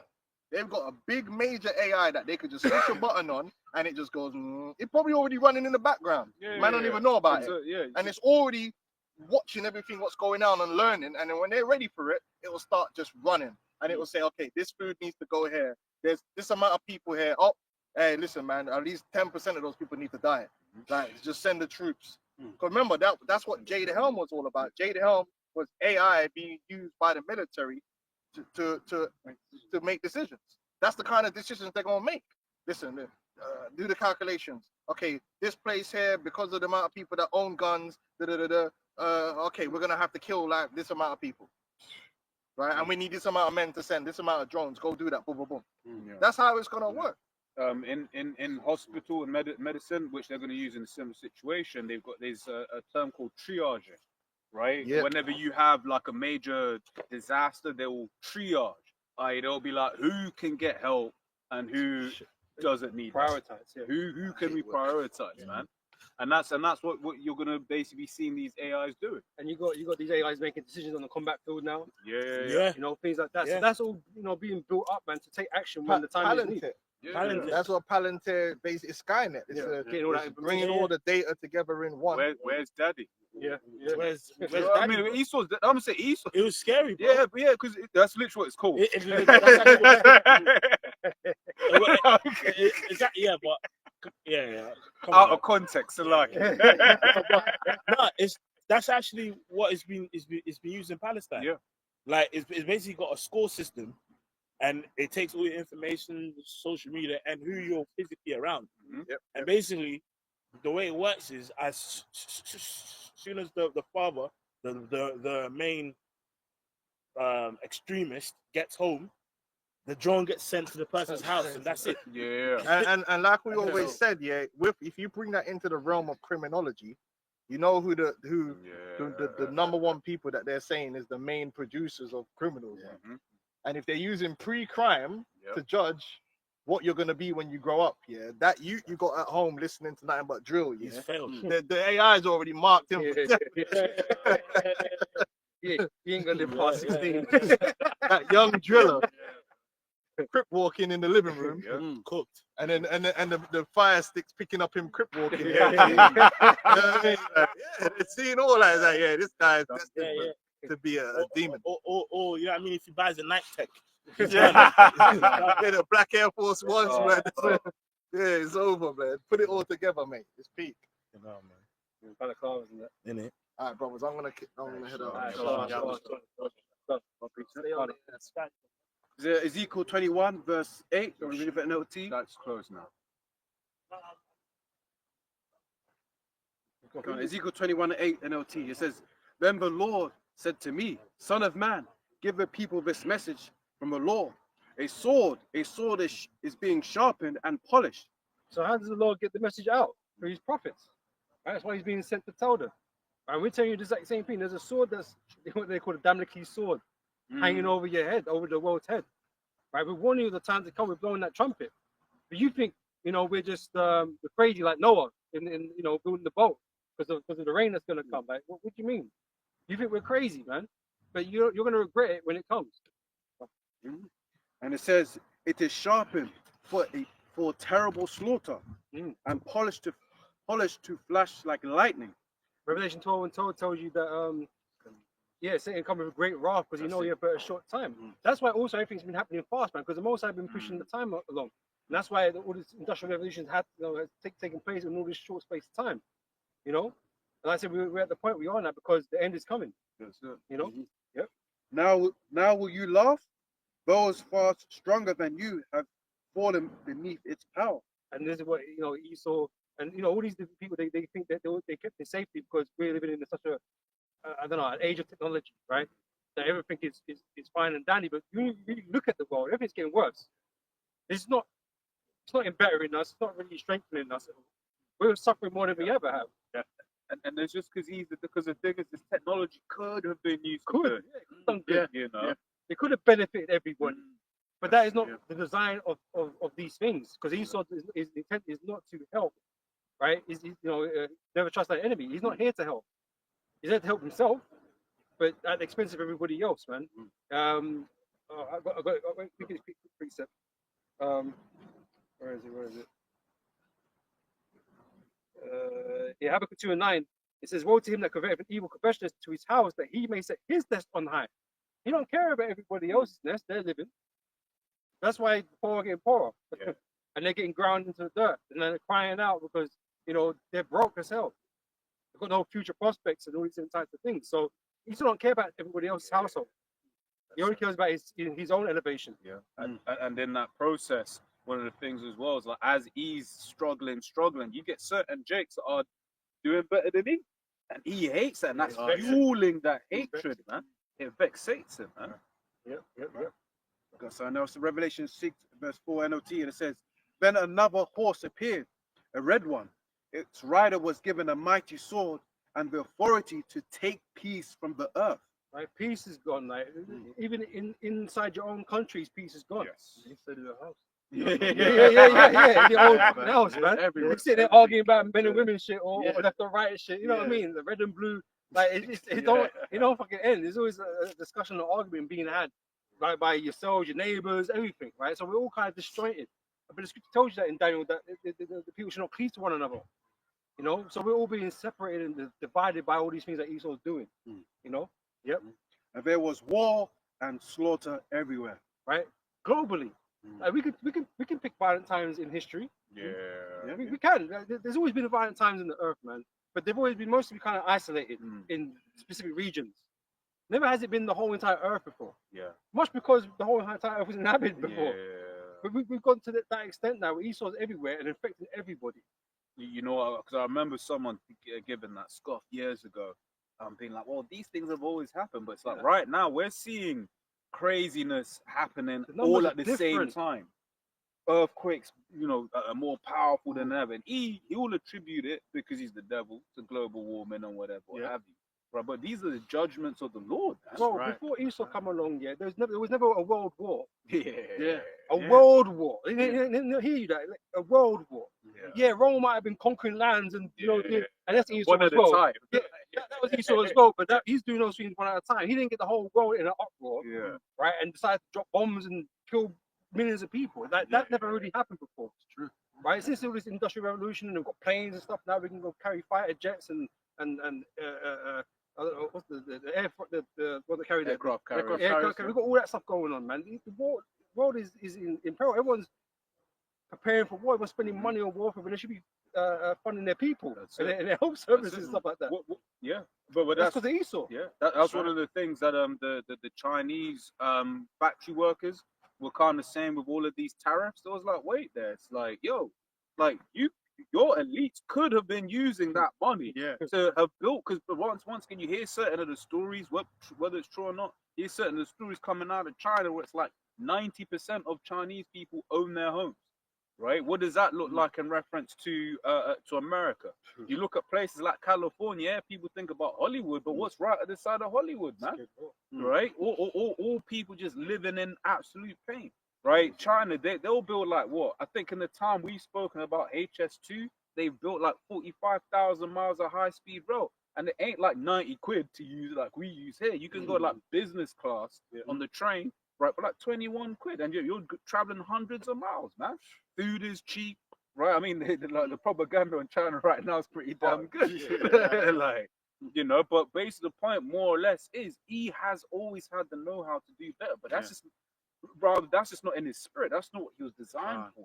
This is the point. It's the system that he created. Like Bro always mentioned, the system was built and made to fail. It's meant to bring up problems. The simulations here, it starts off all right. And then he says out of control. And there's nothing you can do to recover it. It's done. You got to start a new one. You gonna get something? Yeah, pretty hard. It's the book of Ecclesiasticus 10 and 3. An unwise king destroys his people, but through the prudence of But them. it's not even because he's stupid. Yes. This is what's even more worse than that. It's not even that he's stupid. He's not stupid. He generally has a hatred for mankind Yeah. and life itself. Yeah. You know? And people, as the scripture says, destroy for lack of knowledge. They don't know that this guy's an Edomite.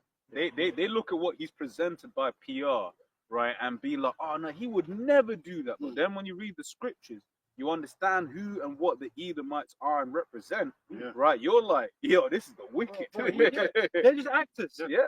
They're actors. They're not Hollywood. Well, they are. They are. They're on the biggest stage than all these actors are. They're bigger actors. And you might say it's bad acting, but the world still buys it. Exactly. You know, no one really believes that Tom Cruise is Mission Impossible. Like, 5'4" self. Like, no one actually believes that. But like, you believe Trump and guys like you believe he's generally here to save America, and he's not doing nothing to save it.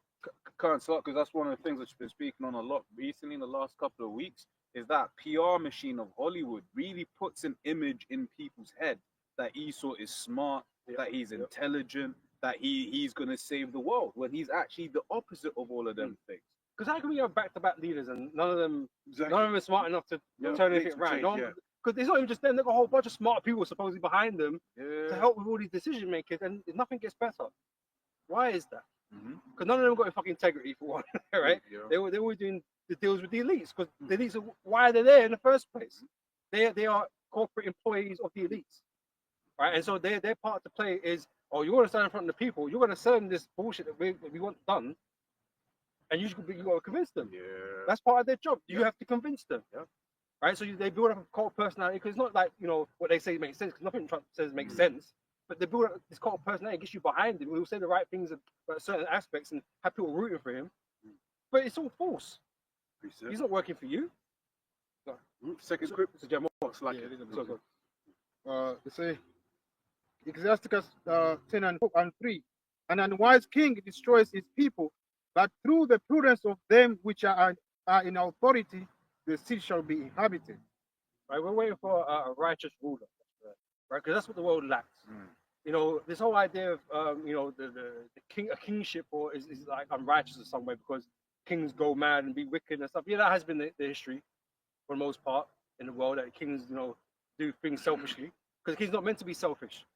King's meant to be selfless, right? But yeah, we got a history. Right. But we've had a bunch of selfish kings, right? So you think, oh, having a democracy is better because we get to vote the person in. Well, how's that working out? Exactly. they're just as corrupt, so it doesn't really fucking matter. But we're waiting for a righteous ruler, which is Yahweh Shai, right, to rule in an everlasting kingdom, right? So to set everything right, so we can all live better lives ultimately. And Esau, very much on the point of democracy, Esau knows very much how to give you the illusion of choice, right? Procter and Gamble and Unilever are perfect examples. They should be done away with, man. Long time ago. But they still be allowed to exist. Exactly. Why? Exactly. Yeah, so the point I was just gonna make was just this: you may be thinking, "Ooh, am I gonna go fairy or am I gonna go aerial?" That you know, those may be one different. It's like the point is, it's like they're the same company. You realize when you look at the back, you're thinking I'm gonna go, but you're actually buying from the same. You're buying from the same thing, right? But he understands that, you know, giving people the illusion of choice. And this is what's hypocritical, because he will talk about, oh, we like, was it fair competition or whatever, right? Yeah. But he has umbrella companies that like own everything. Yes. Exactly. Yeah. We was talking about the music earlier on, and how Jake really haven't got a foot in that.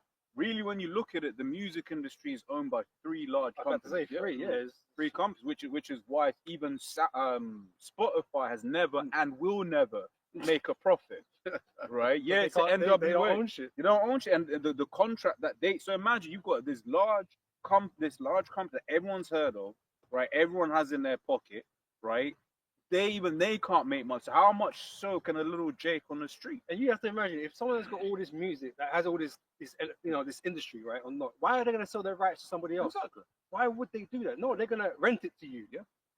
They're going to pay a subscription fee to have access to the music, and that's why you'll notice on Spotify, you know, sometimes you access to a certain album, like sometimes it disappears. Yes. Yeah. The only reason that happens is because that contract is up. They was allowed to have it for a certain amount of time. Netflix, you'll see it as leaving soon Yeah, because of and that's why they don't Netflix own is- none of that stuff. Exactly. Netflix might even made it, but they don't. They own the rights. You know what I'm saying? So underlying rights, character.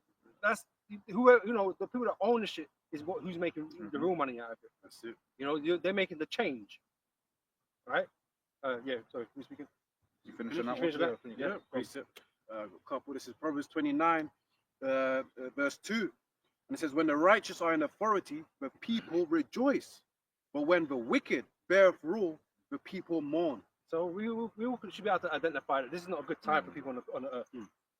Globally, it's not that good, right? And we're all asking for the same thing. We want better rulership. We want more fairness. But I thought democracy was meant to give all that. Why isn't it happening? Right? There's obviously this system don't work, and it was never really made to work. It was only meant to play a game with you and to deceive you. Like Chucky, play a game. Yeah. Well, no, that's, no, saw it. Well, that's actually even more purpose. It matter, innit? Yeah, you want to play a game, like because it's been set up. The system is set up to an illusion to deceive you, to make you believe that you are making changes for the better of the majority, right? Because that's what the democracy is supposed to represent, the majority. But it doesn't benefit the majority at all. It always benefits the 1%, the elites, right? Now, Yahushua isn't going to have that sort of rulership because it's going to be transparent. We're not going to be able to hide behind things and do all this deception because you want to know what the deal is. That's it. You know? You know, using Surah 10, could you read, was it verse 4 or is it verse 8? Yes, and could you read verse 4, 8? I just don't want the elder was saying, one that's profitable. This is the book of Ecclesiasticus 10:4. The power of the earth is in the hand of the Lord, and in due time he will set over it that is profitable. Right? And it's going to profit us more than others. Of course, we're the chosen people of the Heavenly Father, we're his sons. Of course, we're going to have favoritism, right? It's going to be, of course. But that don't mean that overall it's going to be better for everybody. Because a righteous ruler brings prosperity to all, ultimately. Now, you might not like some of the laws that, the Most High might, that we're putting in place now. You might not like some of them, but at least you know what the deal is. At least we're not going to chop and change and be hypocritical and one rule for you, another rule for another. It ain't going to be all of that, right? It's going to be fair. What you've learned from us, the law, that is what it's going to be. Right? There's not going to be no gray areas, and we're going to judge righteously. So you're not going to get, done falsely. Right? So that world is a better world to live in than this part of shit that we live in right now, where you're just being a victim all the damn fucking time. This is the book of Ecclesiasticus 33. I may read from 2. It say, a wise man hateth not the law, but he that is an hypocrite, there is as a sheep in a storm. A man of understanding trusteth in the law, and the law is faithful unto him as an oracle. You know why we can trust it? Because it came from the Heavenly Father. That's right. Who knows more about this earth and how it should be run better than the Heavenly Father? Yeah, we always give that example of like, here it is. You just put the big whip, right? You just got the big whip, the big Merc, or I heard you could put sunflower oil in it. Exactly. But these size Mercedes have straight up said, look, man. You gotta use this. For instance, like if you put the wrong, whether it's diesel in a petrol, they gotta come. I've done that. Exactly. They had to come clean out the entire engine, right? I was broke. I didn't try to do that. I tried to sperm it. I managed to pull through, but it was rough. No, but that's the problem. Like here it is. Like he has basically looked at the manual that the Lord left, and of what cast I was behind these something. Right, and that's what he's done. He's like, And then changing the law. The laws. He got the manual. The manual's there for him. He's supposed to really know it because he's a Christian, right? So he knows. Supposed to know, right? And he's just like, I don't need this. He's on one of those sticker adverts, man.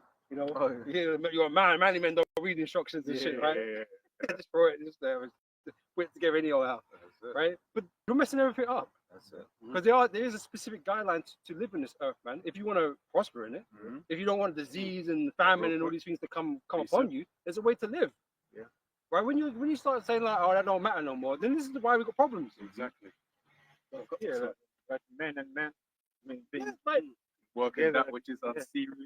these things that we're arguing about, like that was clear. It was clear from the beginning. It's because Esau's like trying to change what those things are and what those things mean. It's got you confused. That's it. And the proof of what the elder said earlier on, but how Esau knows these things, is that people that are pro that lifestyle, right? Whether it's because they do it themselves, or as it's in Romans 1, it says, or they have pleasure in them that do these things. Right? What's one of their retorts? Oh, that's those Abrahamic religions, right? So they understand where the origins come from. But they have no respect for it. Exactly. Yeah. And Because Esau's caused them to have no respect for it. You know, because he don't respect it. That's right. Proverbs 13, it says, whosoever despiseth the word shall be destroyed. Right? And that is what ultimately happens, man. The same thing that happened to Adam and Eve. Ultimately, death came into them. That's it. Right? And they died. They weren't meant to. Adam was meant to be immortal. The scripture tells you that. Yeah. Man was meant to be, Adam and his kind were meant to be immortal. Right? But because of sin, that's what brought death in us, man. So when Lord said that you should die, he weren't lying. Satan twisted it, but he weren't lying. They surely did die. Yeah. You know? The same way Esau don't do wickedness, and he should be judged today, like gone now, but process in time. Yeah. That's what's gonna happen to him. His story was such that he had to rack that tab up, man. He had to rack that It had to be tab great. up. Your fall had to be amazing. Yeah. You know what I mean? I'm really quick on Yeah, the sure. point you were talking. It's the book of Wisdom of Solomon 1 and 14. For he created all things. I'm sorry, from 13. For Most High made not death, neither has he pleasure in the destruction of the living. For he created all things that they might have their being, and the generations of the world were earthful, and there is no poison of destruction in them, nor the kingdom of death upon the earth, for righteousness is immortal. And that's what's gonna happen. Once we're changed and we're perfect and ruling in righteousness, death can't do nothing to us. That's it. You know, that's why I said basically Yahushai conquered death. Right? All those that follow after him have conquered death because they become like him, immortal. Right? And that's what we're aspiring to, because we want to be righteous, man. We don't want sin to have rule over us, and because we're sick, we're tired, man. Yeah. We're sick and tired, literally sick and tired, man. We hate the aches and the pains and the ailments and stuff like that. You don't want to have to deal with all this, but this is a product of sin. Right? And that's, like I said, the law is a way to live without sin if you follow it. Right? So giving that to the other nations is a benefit to them. So even in their own kingdoms, you know, their own little their lands and that, they're gonna live better and receive more blessings of the Lord. Right? Because the Lord does, you know what I mean, the sun shines on everybody, isn't it? You know what I'm saying? The Lord is like, he's merciful. Like he might not be with you like that, but like you know, you get to enjoy what he's made. Exactly, the fact that we're, as you said, the fact that we're going to rule over these heathens in righteousness, especially imagine coming from Esau's world into our world, right? They're going to be like, hey, you know what? Like, hey, I'm happy now, you know? There's all this talk about, oh, we're so hateful. We're not so hateful, man. We don't want you to experience nothing. You know what I mean? Like, that's not what the Most High really want. You deserve punishment. And we have an anger for that purpose, for things that you've done. You need to be punished, and justice needs to be served, right? But generally speaking, like, it's not that deep. It's not that deep to us. We don't hate you just because you're a heathen. Like, yeah, you're not us. We're gonna treat each other, you know, a bit differently. But we don't hate you just like we must exterminate you all. We don't. It's not like that. We're not like Esau, man. That's like You know what I mean? really good, because I think is I didn't even really know this part of the issue. This man just like he had different cities that he was gonna drop the atomic bomb on. Right, he wasn't actually. Well, I was saying he wasn't even supposed to drop it on. Is it Nagasaki? The second one. It was just bad weather, so we're gonna go and do this city instead. That's literally how he killed however hundreds of thousands of people. Right, that's the man that we're dealing with. But Esau is a natural terror on the earth. He actually takes peace from the earth. Right, we're not interested in war like that. Because the only thing we was given was our land. After we done our thing in the land of Israel, that was it. We weren't on the war thing. People wanted to come beef us, and so we had to show them a thing, innit? But we were on the conquering the earth like that. Solomon's reign, 40 years of peace. Yeah. As long as in boxes, these times the guys all retired and he's getting Call pulled my out. name. Leave him alone, bro. Why do that's not? Yeah. You know, and that's all it was. That's not like we didn't have an ambition to conquer all the lands, because the lands belonged to the other nations. Yeah. Right? They had their lots, so we had no interest in taking their land. That wasn't what we was on.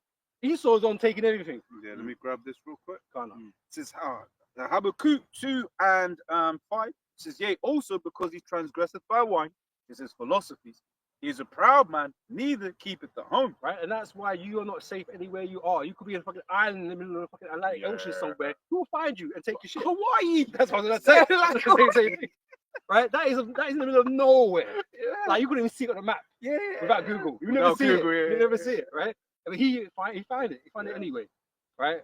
And now he running shit out there. He got people acting all mad. Jap fucked up. Like you're not safe when he's on the earth. That's it. Because wherever you can find, he'll take. Yeah. Because that's why, like, you get them Edomites that'll be like, well, if you don't like it here, then go back to. It's like, look, he's everywhere. Exactly. Job 9:24, the earth is given into the hand of the wicked.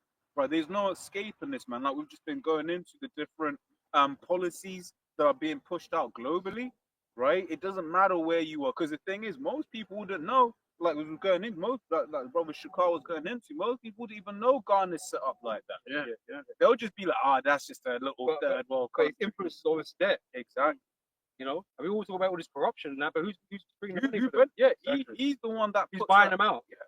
He's the one that sets those corruption, because the thing is, those countries are minerally rich, right? So that's why Shell can. Oh, look at what they were doing to try and get them to do these deals, right? To bring in the transgender moves and that kind of stuff. And that. They're buying them out. Right. That's bribing them. Exactly. You know, so most men cave into that because we're a poor nation. Exactly. We need the money. And I mean, not saying their man are legit because they probably spend most money on themselves anyway. Yeah. But that is the only way money's coming in like that. That's it. Right? And so you have to bend the knee to these guys. Esau and their madness. Yeah. And the corrupt leaders then allow corrupt institutions, corrupt Edomite Western institutions to run rampant in their country. And that's why I read about an unwise ruler, man, because even though you're bringing money in thinking, oh, yeah, you're doing something, you're really not helping nobody, man, because you're letting Esau's tentacles get up in your system, man.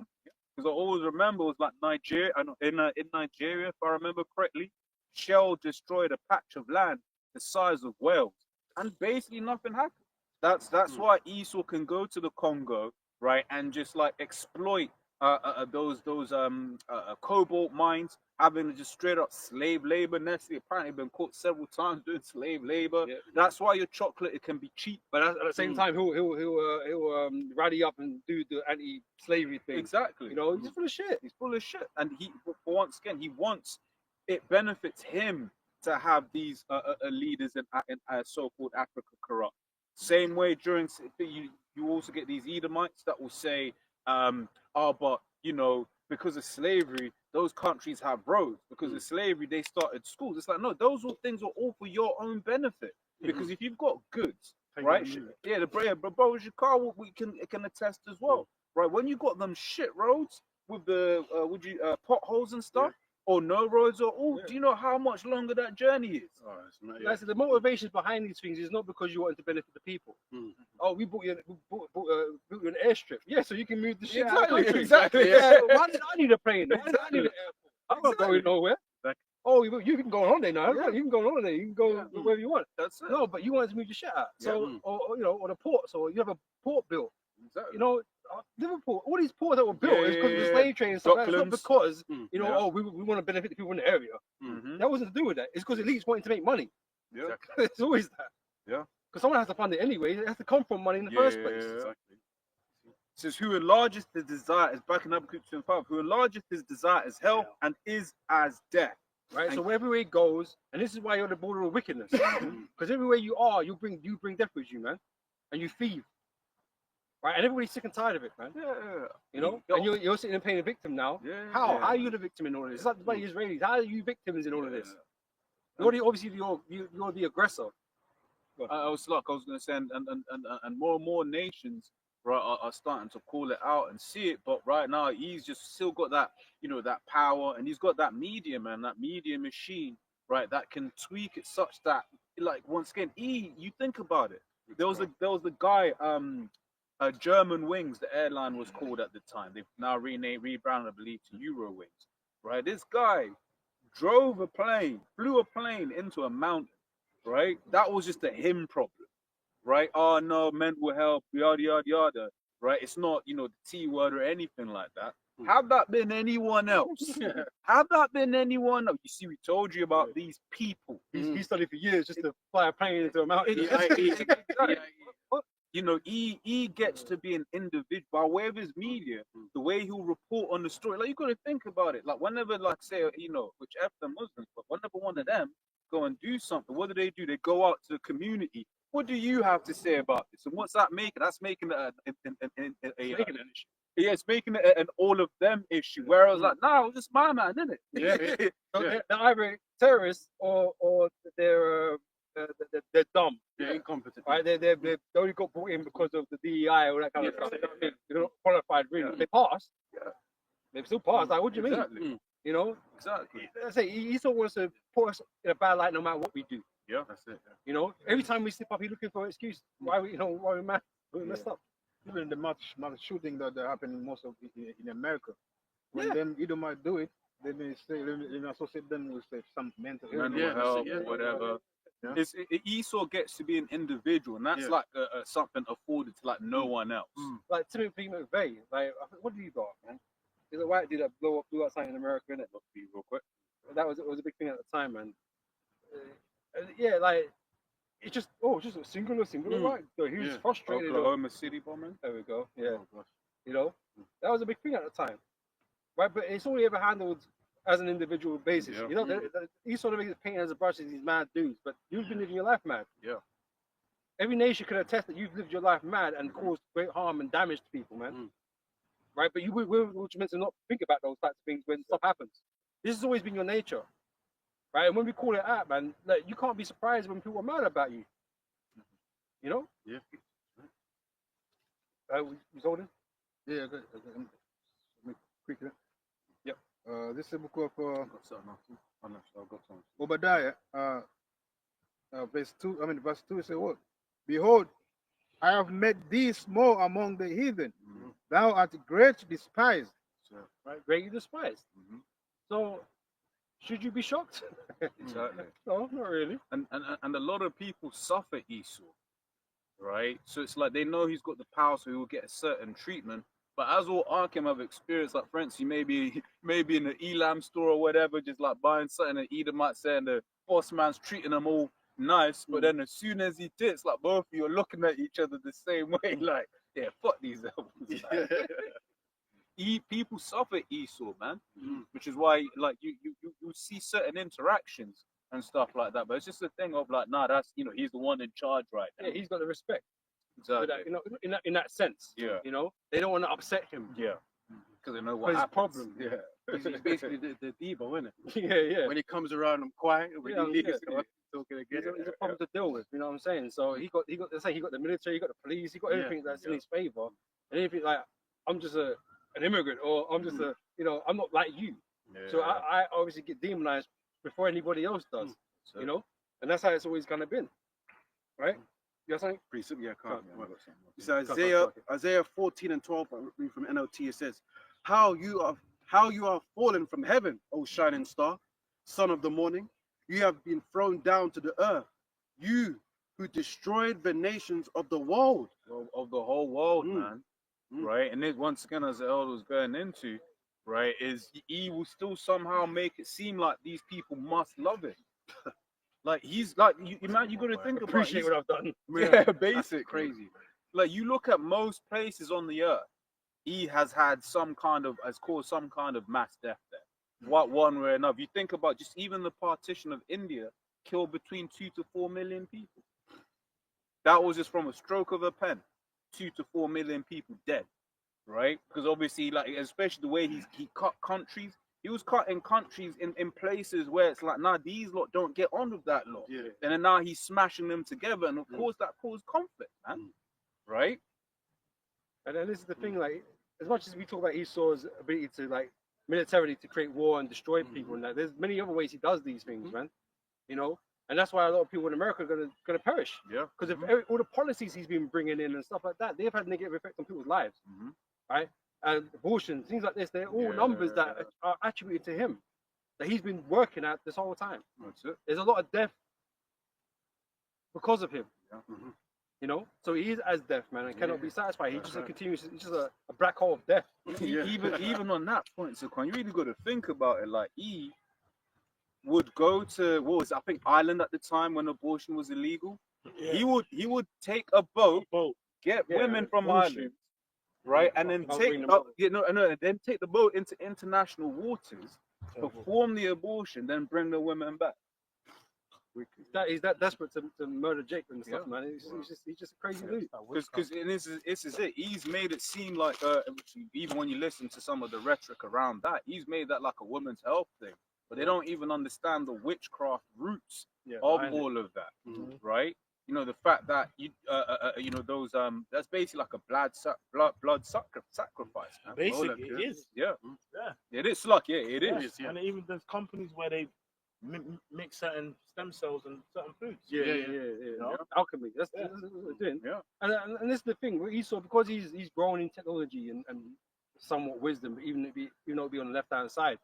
Just because you could do something doesn't mean you should. Exactly. And this all goes back to the manual that the Lord gave us, right? To live righteously, because doing all this stuff doesn't end well, which we're all about to witness, and the world is going to witness again, because we already had a flood, and even though we weren't there personally, not in this, in our minds, to remember it, it happened, it took place, where mankind was pretty much decimated, destroyed, right? And now we're going to see a similar thing in this time for all this wickedness that's been going on.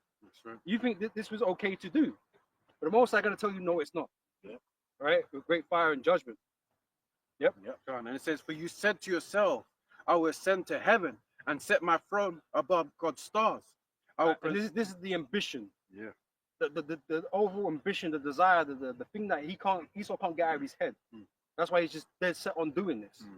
Right? He wants to put himself up there to dethrone the Heavenly Father as the God of this world. Which is, you think about that, it's madness, right? It's the most crazy idea anyone's ever had. That's why he's the most stupidest though. That's why he says he's the fool. Because even when they built Tower of Babel, they were only thinking of getting around the judgment. They weren't thinking about removing the Most High and becoming the Most High. They just wanted to be, absolve themselves from judgment, basically, to get around it. That's what they were doing. They weren't trying to replace him. Esau wants to get rid of the Most High. He wants his power to be the power on the earth. Now, no matter what the Most High can do, he can manage it. I've got harp, I've got all this sort of stuff, I can manage it. I've got the minds of the people. They're not with you, they're with me. You know what I mean? He's just mad. He's actually crazy. I've got lasers too. He's actually just gone crazy with power and lust. Right? And this is why he's the main example of it. And it's going to be beautiful when he starts, which we're starting to see. He coming down with his wrath, right? I mean, recently, what was it? I was watching MTR. He based a video. Jake, I just want to say this quickly, man. It's like, you know what it's like? Yeah, it's like Esau is on YouTube, right? And he wants like the subscribers, right? And he's like, I've got more subscribers than you. You know what I mean? It's like he's doing everything to all the subscribers away from the Heavenly Father, right? You know what I mean? Like, you ain't got none. See, I'm the dude on the YouTube. You know, it's like that because he thinks the numbers is the thing. If I can get everybody against you, then you don't exist, kind of thing. Like, it's like Santa Claus. It's stupid. Get everyone chipped so that now there's no one to worship, which that's never happened. It's just stupid. Sorry, man, I was no, that's right. No, but it was like when we was looking into how he's starting to really push that button, man. MTI did a vid. He did a vid basically saying 300 in 3 months, 300,000 American black women have lost their jobs. Right, and that's just the beginning. That's just by a simple policy change, right? A lot of those governmental agencies are trimming down, and where does Eve a lot of the time? What jobs will she have? Them a good government job. And then say, but even that's hidden by an even greater overall theme is that Esau don't want you to have no fucking jobs. Exactly. He wants you desperate. You will have nothing. And then he'll turn around and say, "Oh, we've been neglecting black people. You get it first." Just like they did with the TV. It's like it's the same play. It's just packaged a bit differently. Now it's because of DEI or whatever the case is. You know what I mean? But it's the same. The goal is the same with him. That's it. right? But you have to know what their goals are. Mhm. We're the device of ignorant of his devices, right? Yeah. We know what his game is. Yeah. We know what he's trying to achieve. So when he does things, it's not like, oh my God, what is he? You know exactly what he's doing. That's a good point to come, because you'll get people that will look at what he's doing and it's like these policies don't make no sense. No, they don't make no sense.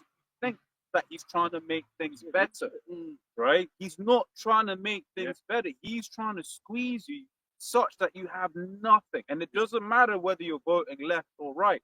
Because one of the things as well is like, this, although executed differently, the policies that Trump is performing, right, is doing damage to the economy in such same way that the policies that Labour are doing damage to the economy. The result is the same.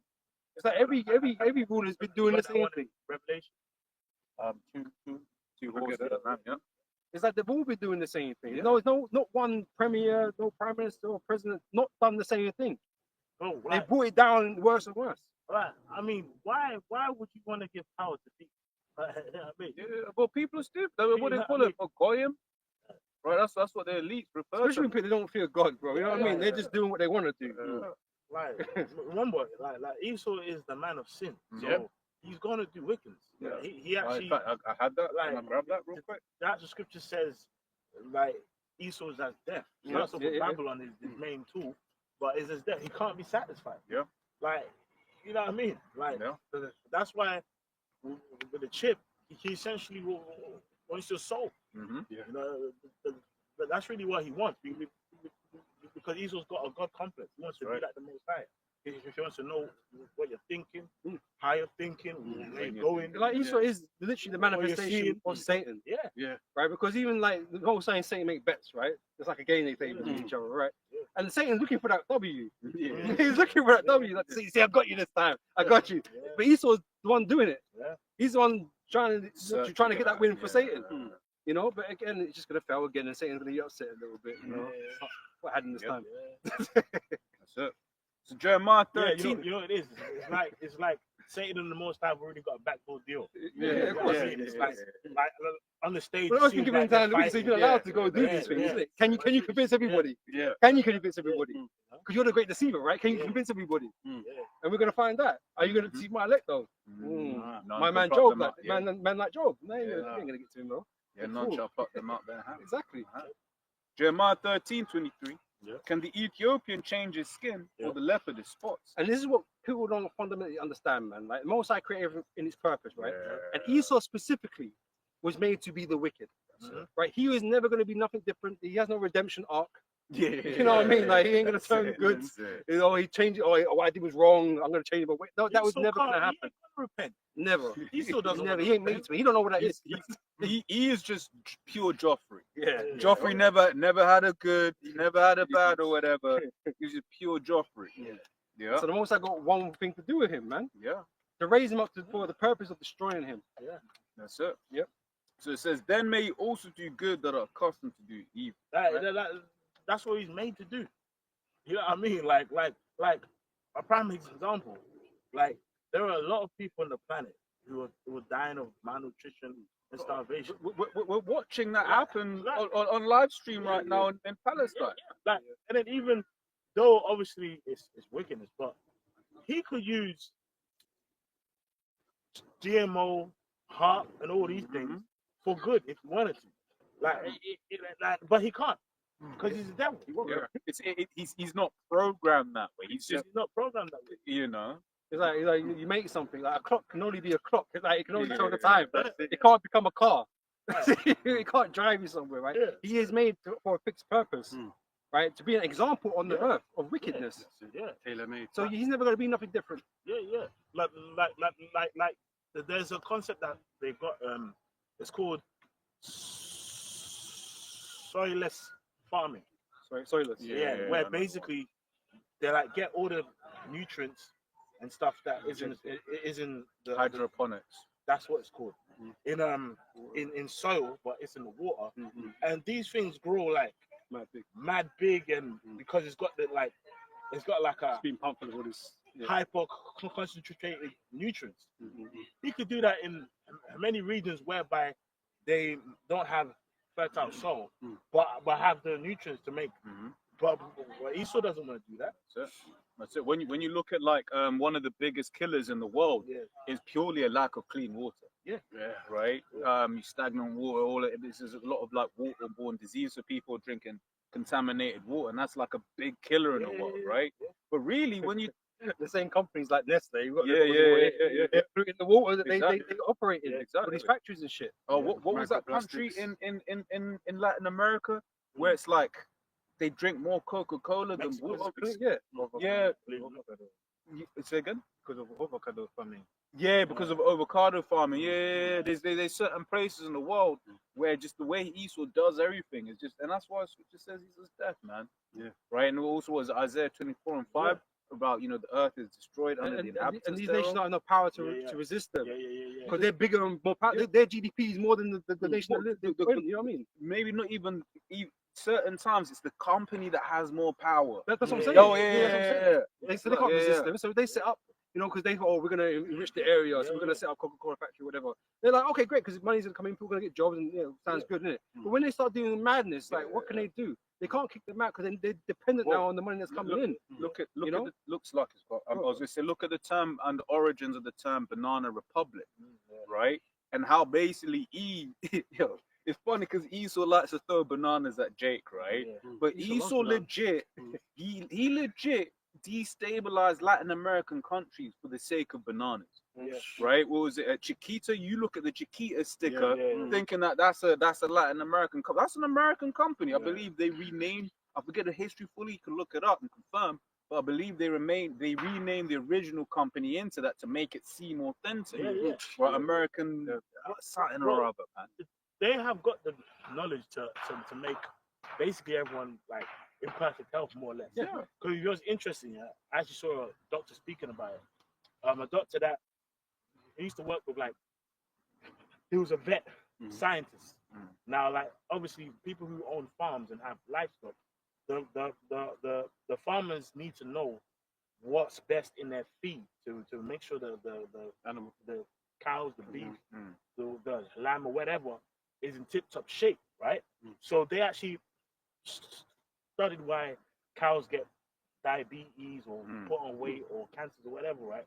So they then would learn what nutrients would have to be included into their feed to make them healthy, to stop the cancer, to stop the diabetes. So this vet I'm talking about, right? His book is in a Smithsonian. What, like, to even get a copy of it's almost like $50,000, whatever, because that same science, they've applied that to actually help people with cancer, to cure cancer, help people with diabetes to cure diabetes, help people that are fat to lose weight. So it's like Esau has the knowledge to engineer it whereby people's food and from birth is just healthy. But guess what? If he has one healthy patient is a lost customer. You know what I mean? And one sick patient is a gained customer.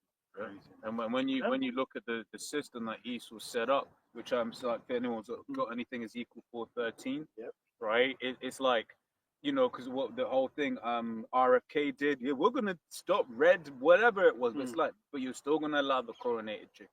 Microplastics, the microplastics, and the food is still going to be destroyed and tainted, right? I mean, really, what McDonald's shouldn't be a thing. But you got to think about this. McDonald's and Coca-Cola sponsor major sports events. Yeah, why? How? Don't make no sense. It's an oxymoron because they can afford to put the money up to be sponsored. Exactly. To have their thing that's showing up. You ain't gonna have I don't know, local Greg, selling fruit and veg. Advertise at the World Cup or something. You're not going to see that. Ronaldo got put into a room when you remember when Ronaldo was like drink water. Now Ronaldo. Why do you say that? Stocks went down. Yeah, went down. Yeah. Did you call the market? Exactly. He's probably the reason why Jota's dead. Can I grab something quick? Okay. It's Daniel chapter 12, verse 10. So many shall be purified and made white and tried, but the wicked shall do wickedly. So no matter what position they're in, they've got all the resources and the knowledge to do things, but they're always going to do wickedly. Because that's who they are. That's it. They can't. That's their disposition, man. If you're a devil, why would you do righteousness? I mean, I kind of understand him. Mm. You know what I mean? It's boring. He's doing what he's supposed to do. You know what I'm saying? Exactly.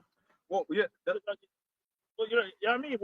And A hammer can't be a screwdriver, bro. yeah, but it stems from his fervent hatred for the Heavenly Father. He just wants to be rebellious. Yeah. He wants to be disobedient. He wants to do the opposite of what the Most High wants him for. Not wants him to do, but that's why his righteousness. He hates righteousness, man. He's his brother, you know what I mean? He hates all Cain these and things. Abel, like, That's it. bro, hate, man. he could have easily, even though he He's done the right thing. he had the knowledge, Hmm. like, but even so, he could have been, oh Lord, man, Like how come you didn't accept my sacrifice, man? Oh Lord, nah, you know, but then you know what he said, I'm gonna kill this. Yeah, I mean that's an extreme jump, bro. You won't even give him a chance to. Yeah, He fucked up. But he could have done the right thing afterwards, but he didn't want to. He He's said, like, like, fuck this. remember the Lord said it. If thou doest well, Yeah. then- so how about this? Yeah. Go do well. It's not hard. I don't do that. He didn't even go to Abel and like rough him up and beat him up. No, he went straight for the kill. Like. man. Crazy. And was nonchalant about it. Yeah. And he said, what did he say? Am I my brother's keeper? And this is the man that we're dealing with here. This is what we. You need to understand that first. That this is the type of character we're dealing with, man. So when he's up in the screen, you know, on the TV, talking about, oh, we're gonna change everything. We're gonna put more money in your pockets than there's ever been ever before. You know, so rich. Like, don't. He could kill you, man. He's gonna take you out. You know what I mean? He ain't looking to embetter you. You know. This is Hebrews 12, verse 16, NLT. It says, make sure that no one is immoral or godless like Esau. Oh, I mean, Like Esau. Who's the most immoral and godless people on the planet? And at the same coin, they set themselves as the face of the Most High. It's Esau, man. At the same time, trying to replace him. Yeah, It's ridiculous. like as you know, me and the big bro was walking down, well, you know, past station and that. Bro, there was a she, dyke girl, whatever, legit had a bigger beard than me. Oh, Lord. I felt cut, man. but I was like, what's going on out here, man? And that's normal though. That's And I can't. Hey, has brothers realized recently? Out in the world, there's more transsexuals, man. Yeah. Like there's it's like, you know, before you have to go on a rock somewhere and a train station. They'll be just parked in it. You know, But now again, it's as the scripture everywhere, say, man. when the wicked rule transgression Increases, increases, right? He's the So fertilizer. yeah, that's it. He's a catalyst for mad wickedness to evil. it's like it reminded me of a story, man. One of the brothers base. He was at what he was doing his work, right?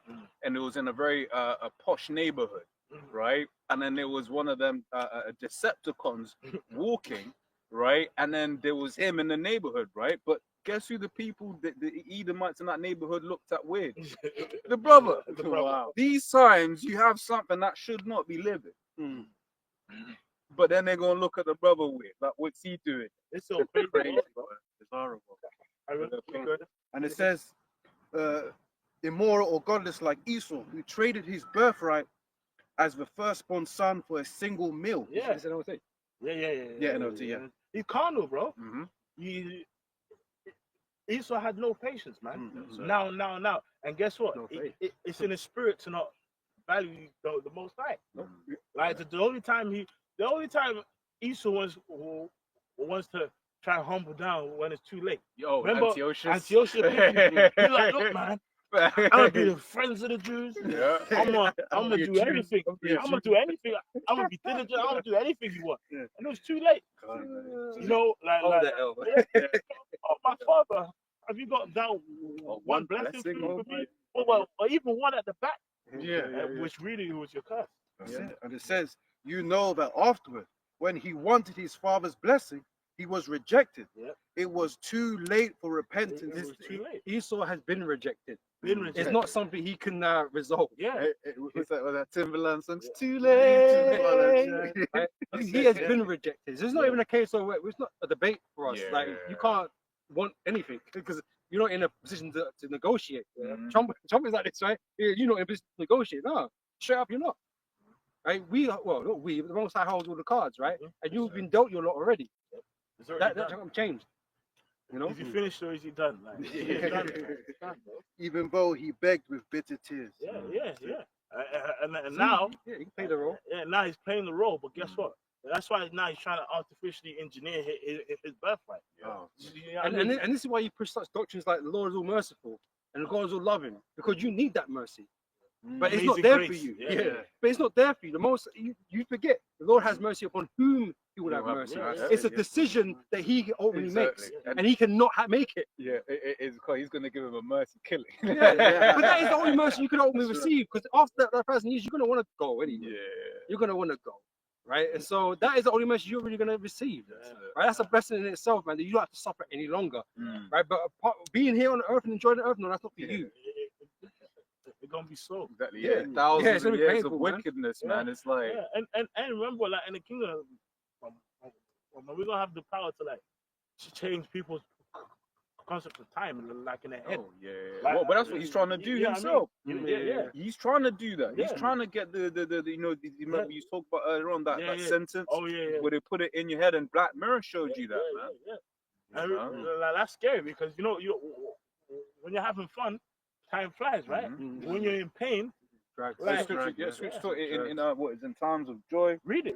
I forget how it's phrased, 13, isn't it? Ecclesiasticus Is it 13. 13? Yeah. Yeah. Speaks about verse. What's the I was gonna say, you know the ones you can't, because I can never remember how that precept's phrased. in day of prosperity. Their prosperity, See, brother, it came back. You know, but that's how it is. And and can we also get the parable, rich man and Lazarus? You know, Please cool the cool the tongue. You know, Yep. So it's Sirach 7, and in fact, I'm gonna. Yeah, she was. She probably got a big mic. Just recording everything. That's it. You didn't even see her face. You don't even know how she looked. Yeah.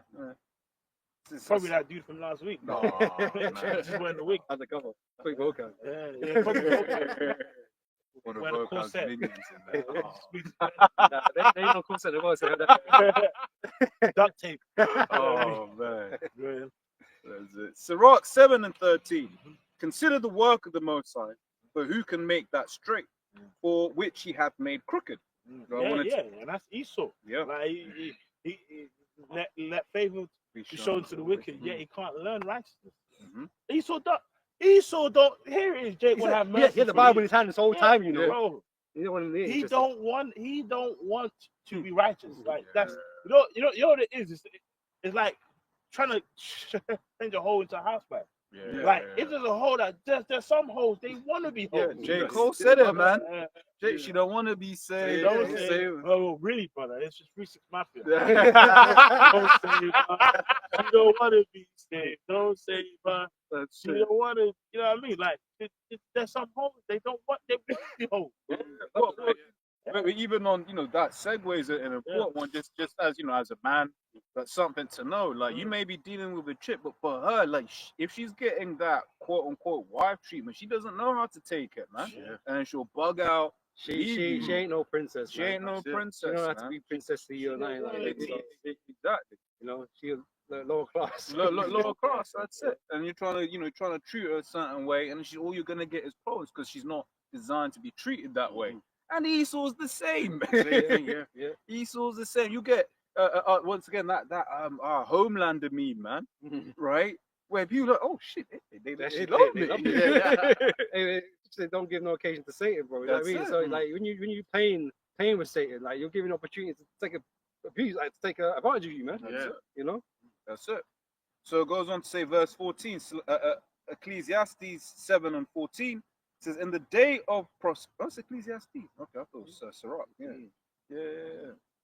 So it says, in the day of prosperity, be. That's the wrong one. That's not the one that I want. Isn't it Ecclesiastes 13? Yeah, that's what I'm saying. It's a Sirach, isn't it? I can't. I just didn't scroll further down. It's Sirach 11. Yeah, that's what I was confused. I was like, that's the wrong one. My bad, bro. No, but it was the spirit because we got that other precept which linked up precisely to Jeremiah 13:23. So that's a spirit, right? So it says it's Sirach 11 and 20. let me see. I'll start from the point. Verse 25. In the day of prosperity, there is a forgetfulness of affliction, and in the day of affliction, there is no remembrance of So prosperity. when you're prospering, that's when the pride comes in. And that's why Esau's on top of the world right now. He thinks nothing can touch him, right? Because he's been prospering, been having things his way, right? So you forget about all the time when David had you in straits. Back then you forget about all those different types of times, right? Because you're on top right now, right? But the day is coming when you're not gonna be on top anymore, and then you're gonna forget when you was on top.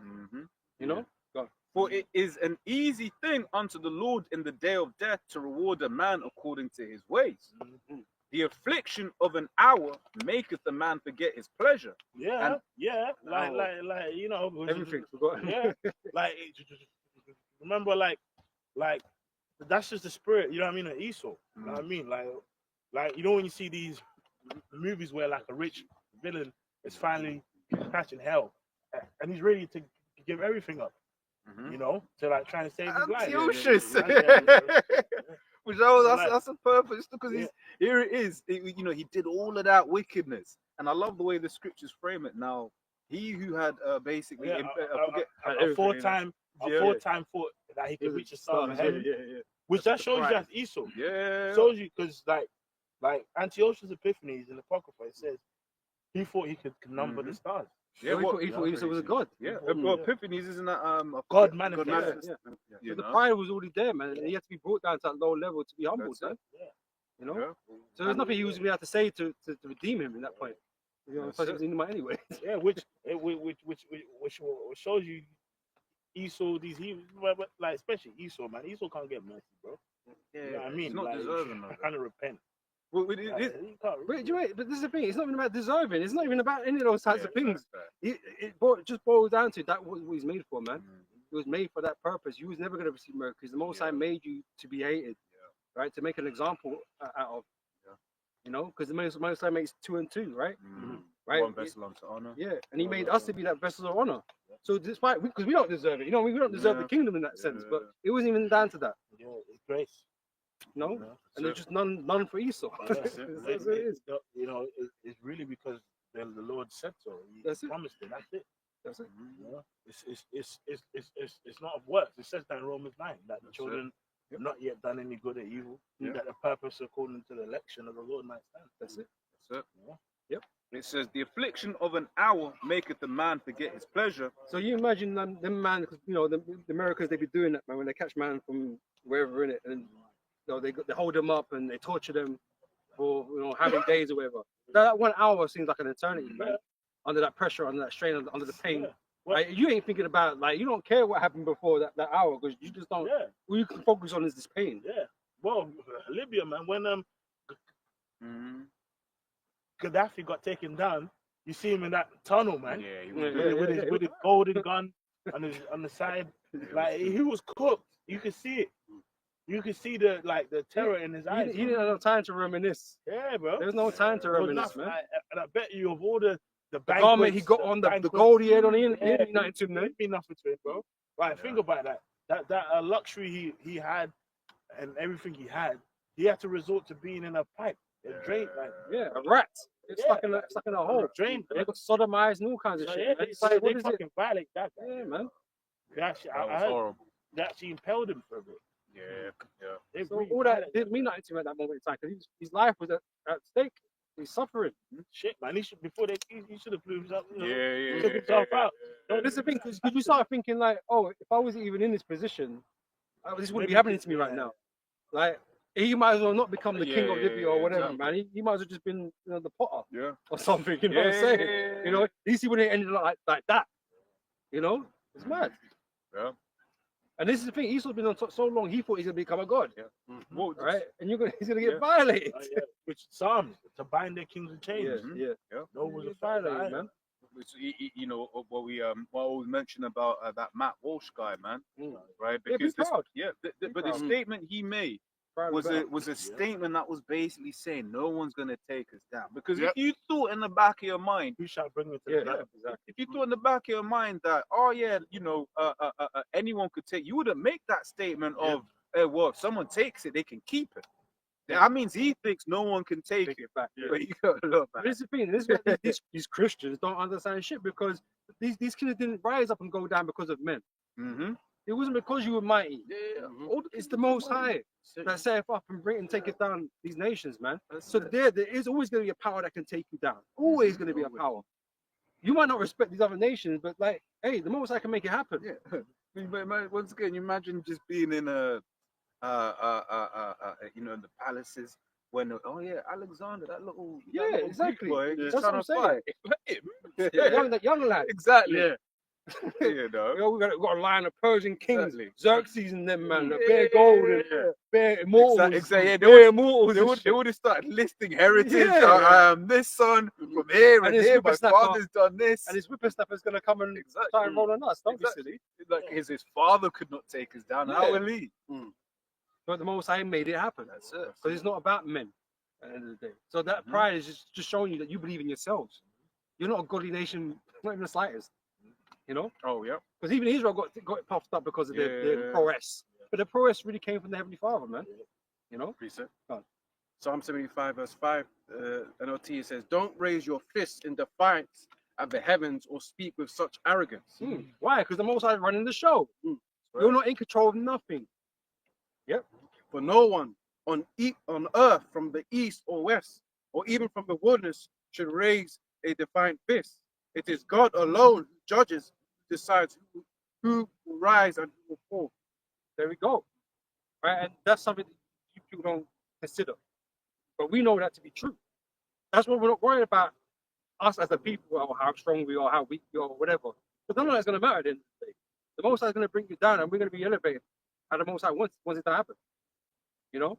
We ain't going to worry about combating you face to face. You know? That's not what we need to do. Come on. Go back again to the book of Obadiah, 1:3 says, "The pride of thine heart has deceived thee, thou that dwellest in the cleft of the rock, whose habitation is high, that says in his heart, who shall bring me down to the ground?" It's like it's like Esau thinks like it's only him that's you know, and no other rulership can do better than him. Yeah. You know, 'cause that's why- You're the most advanced. Yeah, Yeah, you're not going to take that way. You're the most advanced. And you know, if you went back to like a face-off between the other nations, you'd smoke them. Yeah, 100%. You would. But life is like the final form of Earth is the 12 tribes of Israel. That's You it. know, It's a higher level. that's us final Yeah. destination. Yeah. You know, it's Yeah. Israel. The Most High set up something greater than you. Yeah. In the spirit, he set it up already. So even though you was destined to overtake these other nations that came before you, these other empires, well, guess what? The children of Israel are meant to overtake you. Yeah. The thing is, Esau, with all of his technology, once again, was just leading him down to this path. Yep. Right? Because he needed the MOTB. He needed to get the understanding of how to build neural networks and to, you know, build rockets travel for the sake of these nukes, right? To fly, right? The Lord needed to give him that understanding, because this would you call it in Isaiah 10, right? It says, which I've got it real quick, actually, I'll just read it. Shaq's going to say read it, so I'll read it. Isaiah 10:13, for he said, by the strength of my hand I have done it, and by my wisdom, for I am prudent, and I've removed the bounds of the people, and I've robbed their treasures, and I've put down the inhabitants like a valiant man.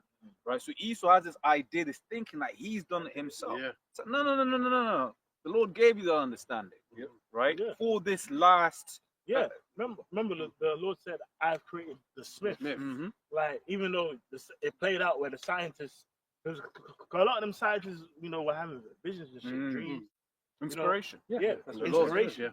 which means to breathe in, you know. So And that's what I mean. And that was part of your blessing to be proficient with the sword, right? That's it. And so it had to come about somehow, Yeah. because you man were fucking losing before. Yeah. You know, you go into Gatling getting murked up, so you have to get the Gatling gun. Yeah, that's it. You know what I mean? So the most I had the vision and that come to these men to design and create these things so you could win. Because you're weak. Yeah. Let's be honest, you're really just weak. Inferior. You rely on your technology to be strong. Remember, what was that one? That's why you want to fucking create super soldiers and shit. Yeah, Because you're really not really that tough. Yeah. You know? Well, what was it? I forgot what it was in one of those Avengers, man. And then the guy, I forget which one it was, one of the ones that actually have power, goes up to Iron Man and just says, "Bro, without this suit, what are you, bro?" Yeah. You know, and that's Esau. It's like, without all of these things, what are you? You know, nothing. You're just he'll say, "I'm just a smart man." You know, Oh, yeah, that's millionaire what, playboy. yeah, millionaire playboy. But that's all good. But you're still mortal. That's it. You know, Hulk can tell you puny God, bro. Mm. He'll tell you puny God. You know, yeah, that's it. Yep. Yep. It goes on to say, though thou exalt thyself as the eagle, and though thou set thy nest among the stars, And everything you do is symbolic, prophetic, right? That's why you have your emblems, your signs, as the eagle and stuff like this, right? That's why you went up into the atmospheres of Earth, to put your nest among the stars, right? These are all things you're supposed to do. But you're so full of yourself, man. You don't even feel like you're leading yourself down this crazy road that you're going down. You think you're gonna somehow subvert it, among the stars, thence will I bring thee down, said the Lord. That's right. As I said, ever since the late '60s with the space program and stuff, right? That's when you went up there, right? And it's been bad news for you ever since. You man, I fucking broke the golden era of America was done. Because you wasted that fucking money in the space program. But it's just prophecy. Yeah. That was meant to happen. The truth came out, and that's what really started bringing it down for, man. It's prophetic. Because to say even on that, because what is it? It says, though they set their nests among the stars, from thence will I bring them down, right? And they got dig into hell, from thence will I pick them up. So they had to get certain things for the sake of prophecy, man. Right? Not because you're so smart. And that's one of the things, beautiful things is, when the Lord starts opening up your eyes and you start really looking at this man for what he is, you're like, bro, this man's just a piece of shit, man. He hides behind his money and his wealth, man. But it's his blessing on me to do violence with it. Yeah. Without it, there's nothing really. Like, you look at these elites, man. What are they really? They're not really on anything like that. You ain't gonna see them, choking man out on the UFC or something. You know what I mean? It's never gonna happen. Well, do you remember that boxing match with fucking Elon Musk? Remember? I don't. Remember he was built like a toothpaste. What, when he was trying to fight Zuckerberg or something? Yeah. They wanted to be. Yeah, and then it was like that's you just see him in training. Yeah. That nigga shit like squeezed toothpaste. Yeah, it was like an MMA fight. They were, but it's like because Yeah. Zuck actually he's been training. Yeah. That's Friday. Yeah. Fucking Elon. When you're billing, you've got time, innit? But it's fragile as a toothpick. That's the issue, isn't it? There's mighty animals of Jake out there. You know what I mean? And we'll They just Garnu- get Jake on they the Garnu street. them, you know what I mean? He ain't gonna do nothing. Get Jake on the street, man. Yeah, exactly. Certain times, Bear and Garnu. Horrible. Or Kimbo slices. The impregnable chin. Well, until he got older, he went to UFC. But yeah, that was a legendary video when I was that back in the day, man. Then backyard fights, crazy. Anyway, yeah, Esau ain't gonna do all that. That's why he's not gonna do well in slavery either. That's why you have to keep reading replenish your numbers. That's right. Yeah, go on now. It's 2 Ezra 6 and 7.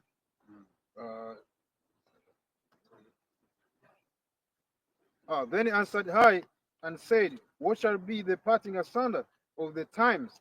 Or when shall be the end of the first and the beginning of it that followeth? Yeah, man. Like, because the end of the day, something that we always say, like, everything was shaped around Jacob, man. Jacob and Esau, man. Everything was all of the other nations, the characters that played a part in history. It all goes Build back. up this. It's all to build up this, man. Because again, the final form of Earth is the righteous seed ruling above the other nations. Yep. Like that's actually what's gonna happen. Because this wickedness can't endure. Remember, like the powers, like remember they said, like, be fruitful, the Lord, be fruitful, multiply, go replenish the earth. Earth was made to be a paradise, man. But it's not being utilized right. You know what I mean? Like now, How can it be like, with the condition that the earth's in, that we can't really live in this world? yeah, man. It's, this world is really trying to reject us because he's sucking his face dry. Bro. Like there's so many structural. It's sort of like, if you have a home or a house that's got many structural problems, they've got us to start again. Yeah. Mold, it's like mold, asbestos. Oh god. Like everything's is cooked. It's cooked. Yeah, They just got to start again. yeah, because in our law, if a building has Yeah. mold, after some point, there's no, nowadays you gotta go Cover to a Crash B&Q Yeah. and Mold- buy mold the Mold, yeah. Yeah. But in the law, Yeah. if it's stricken in mold, you gotta tear it all down. Yeah, Because mold's like rust, man. bro. It's there, innit? Trust It's me, there. man. You might clean the surface, but it's Yeah, like it's there, innit? it's certain- Same resource. In certain brothers' quiz, man, I'm always complaining. Because me, I'm sensitive to mold. I can smell it straight away. So I'm like, man, Mold is deadly. keep cursing the brother out, man. but that just shows you Esau's like kingdom, man. That's it. And the thing, because in Esau's case, there's nothing you can really do about it. Nothing you can do about it. Until it's changed over. Esau is the mold. Yeah. Yeah, fucking Esau's the mold. He's the plague. Yeah, he's border wickedness. Because even if you own the house, even if it's yours, right? You still gotta go to Esau for permission to tear it down and build it back up. And guess what? Let's say in your garden, you dig in your garden, you find a bag of like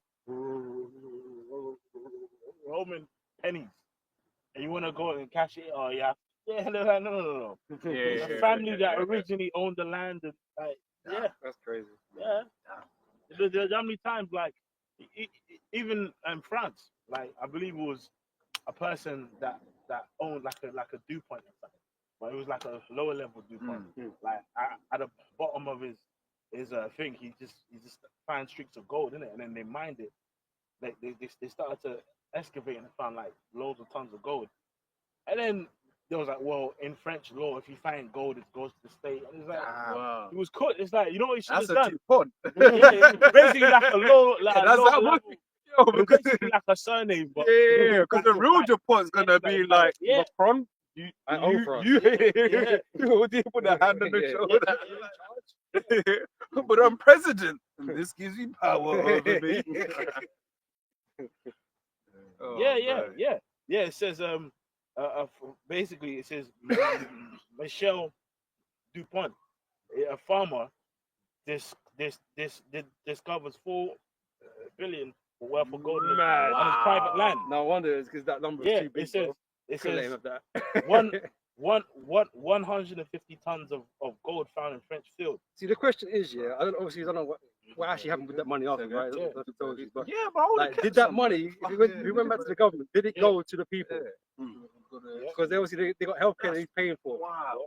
Oh, I bet it didn't. Bro, Some he- shady activity. he actually didn't get shit, That's mad. and it wasn't legal for him to excavate on his own land. Wow. And because how he found it, like his stream, and he just started seeing sparkles. And then he started looking. He's like, "Oh shit, hold on." And then this, My man had a stream, you know. yeah, My man had yeah. a stream in his And fucking he just yard. found loads of gold, and then the French government said, "Well, in France, anytime you find it goes to the state. 4 billion worth, bro. This dude's See, the that's why you don't And say just- shit. cube by cube over years, like Yeah. But he wanted that instant richness. Yeah. You know. Oh, just pay your bills, make sure your bills. But it's like Esau goes around like he owns Esau goes around like he owns everything, man. But this shit, these lands don't belong to you, man. If we want to get technical, you know what I mean? You might be in charge of it, but like, it's like you're saying he's not in charge of it. Yep. You're not in charge of it. These lands don't belong to you. Your fucking lands, Edom. Go dig for gold there, that dry ass place, man. Go dig for gold over there, man. You know? Yeah. It says farmer finds billions of dollars in gold in his garden that goes straight to the estate. Everything underground is his property. Wow. Because that's like saying, oh, you own this square meter of land or whatever. But how much of the land is yours? Yeah. How does it go deep or does it go high? Yeah. What space do you actually own? It says this. However, DuPont's joy was short-lived, as the government soon informed him that Everything everything, do these things, isn't it? yeah, it says that everything found beneath his garden legally belongs to the state. The discovery occurred while DuPont was walking along the stream on his farm and noticed a strange shimmer in the water, and he dug into the soil and found several fragments of gold. So even in this kingdom, you can own your land in East or Westernized world, especially find gold, and they can say you own what's above ground. That's wicked. What's underground is not yours. So if you got on that premise, if you got a basement, is it your basement or is it? Because that's the thing. That which just goes to show you that this man's a devil, man. That's fucked up. But even the scripture speaks about what's it? It speaks about him not having love for his own. Who will he do good to? Basically, Oh yeah, right? yeah. If he's willing to do worse to his own people, right? Yeah, Doesn't shit, man. anything he'll do to everybody else. This dude's got a DuPont surname. Yeah, it's like, I don't give a fuck. To be You're fair, low level. he's probably have to pay for the sins of the microplastics. yeah. Fairness.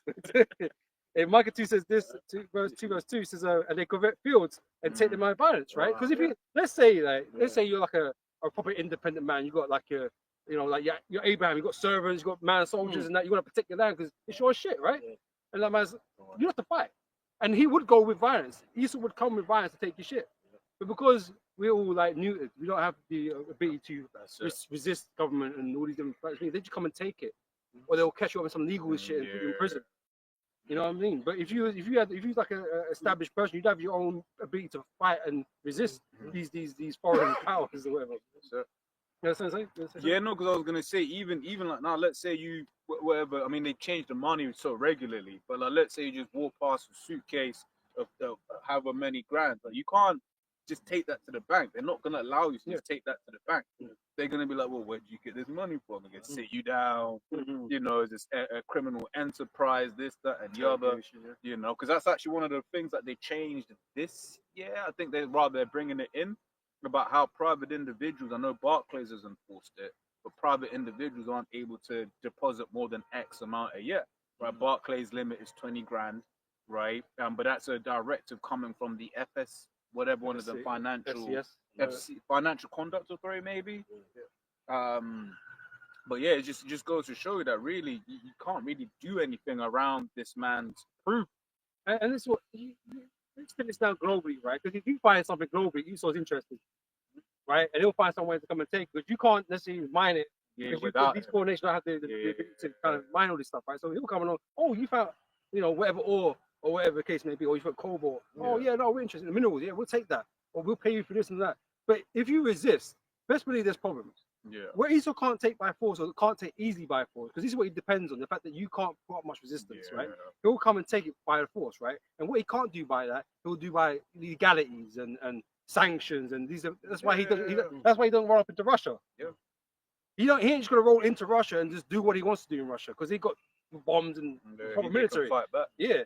Right, so he'll put sanctions on them and fuck them up that way, and freeze the accounts and take their money out of the accounts. That's what they'll do then, right? But so it really, it's Esau that makes you need to be to have a defense for yourself, man, because he's a predator. Yeah, and but then again, if you start getting defense, man will sanction you that way. That's what I mean. He's just bigger and badder at doing everything.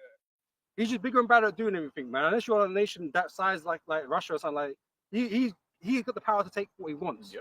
And this is why might is right in his eyes. Yeah. How is the hammer of the old earth cut asunder? I've got that precept you quoted upon. It says Sirach 14:5. He that is evil to himself, to whom will he be good? Right, that's meant to be one of his boys or whatever. You know what I mean? But he's like, I don't give a damn. Right. We gotta use man, this. I'm a DuPont, man. Exactly. I'm gonna use this. Now you got so much money. We'll take this. Halves it at least, man. You could have given him 100 mil. On the level, like, come on, Esau. Like they make you pay tax, but they don't want to pay no tax or something. You know what I mean? It's crazy.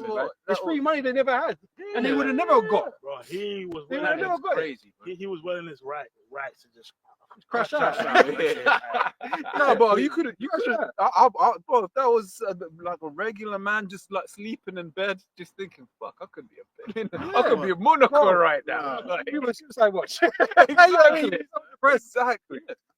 Yo, Esau's the devil. You got man join Al Qaeda. This man's stressed out, bro. Yeah. Like, no, fuck America, fucking France. Exactly.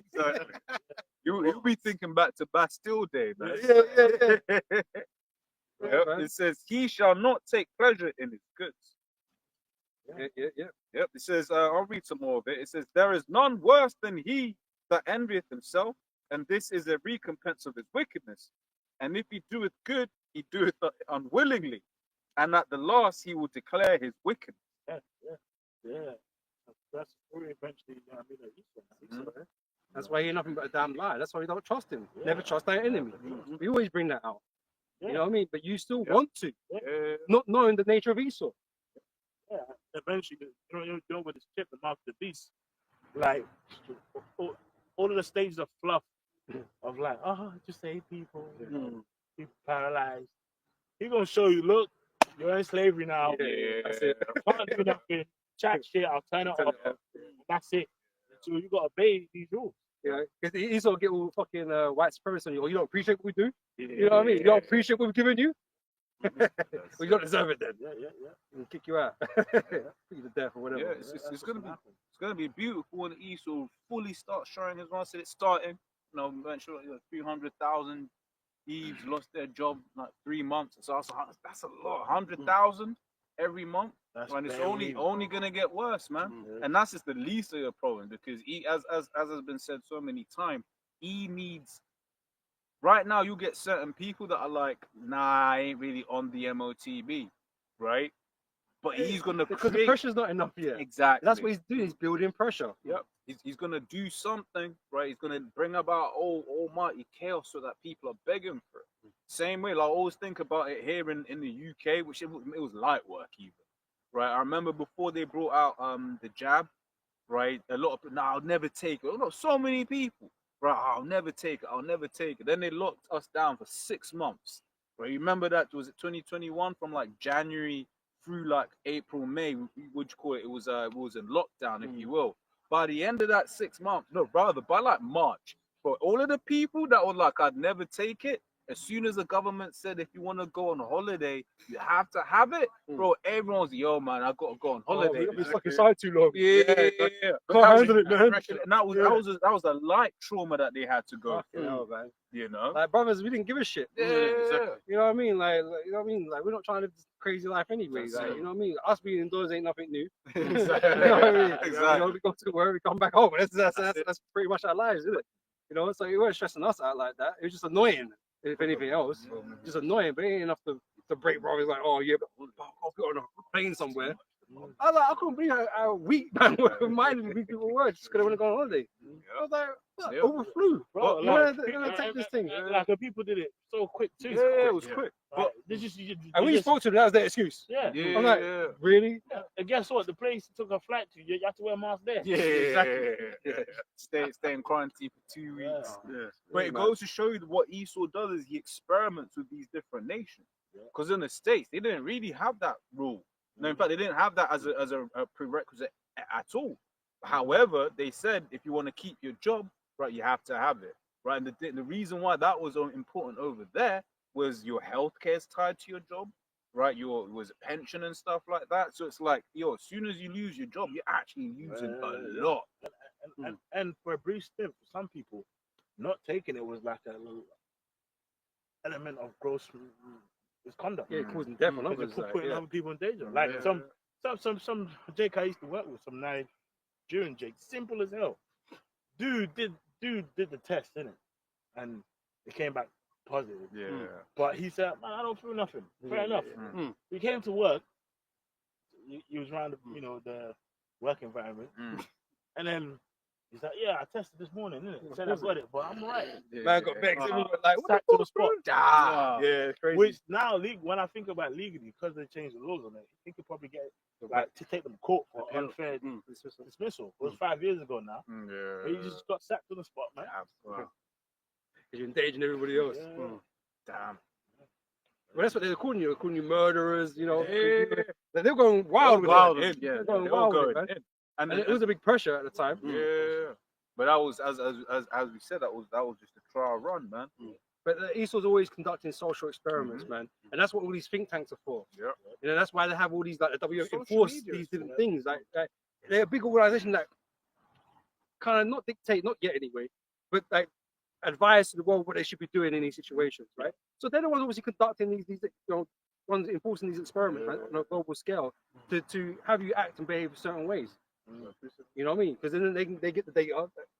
Everything's data these days, right? We went earlier. Everything's data. They're getting the feedback and what, you know how these people are acting and whatever, and so they're ready for the next one. And now that's gonna shape and all that stuff. Yeah, it's like Yeah, this is the book of Psalms 94 and 20.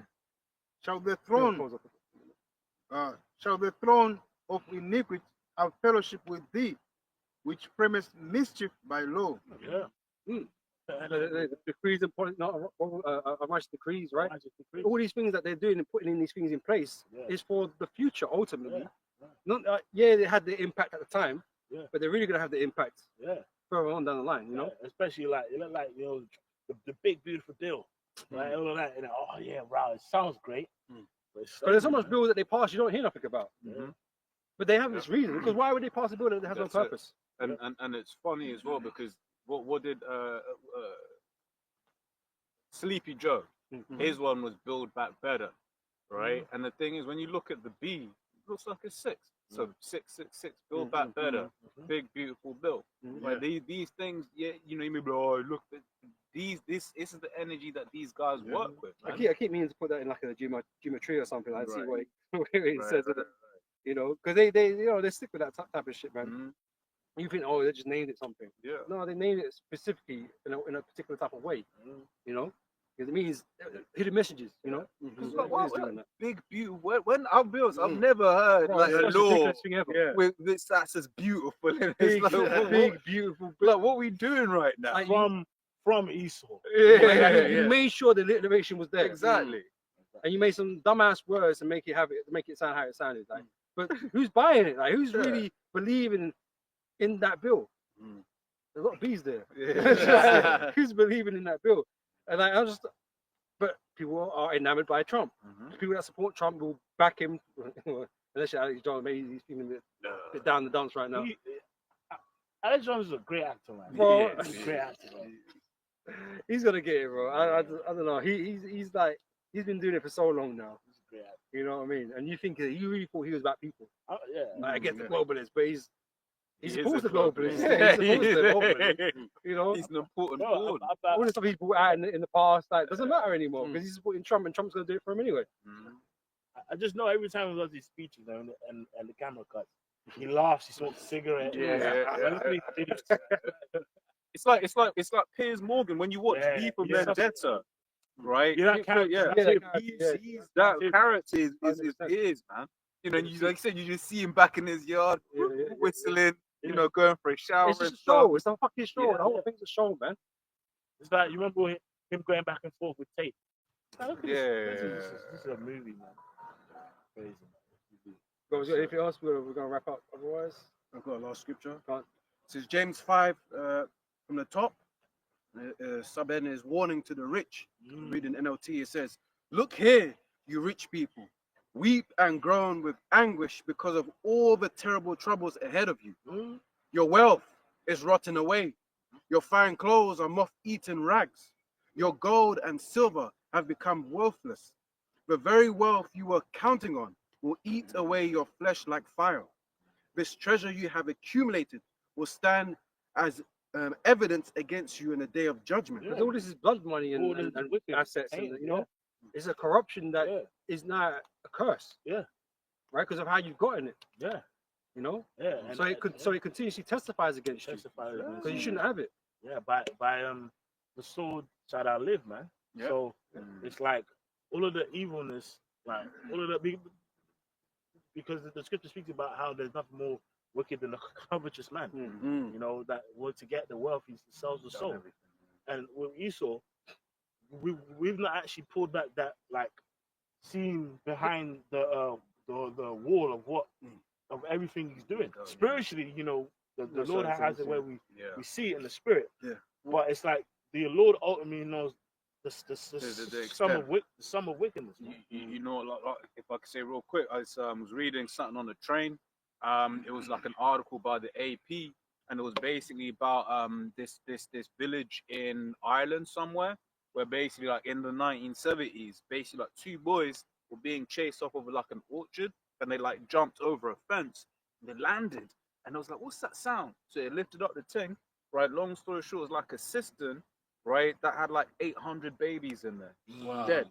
And that was an island. It was one is in them because basically back then, like if a woman had a child out of wedlock, as they call it, right, she was ostracized and they'd be sent to these mother children homes, right? And like for them to have like 800 children basically just dead up, buried, young children buried up in the cistern tank, you know, the ones underground where it's like shit will go in that, right? It just makes you think like what was happening to them children, man. There's so much secrets on this earth that are yet to be revealed, man. Yeah.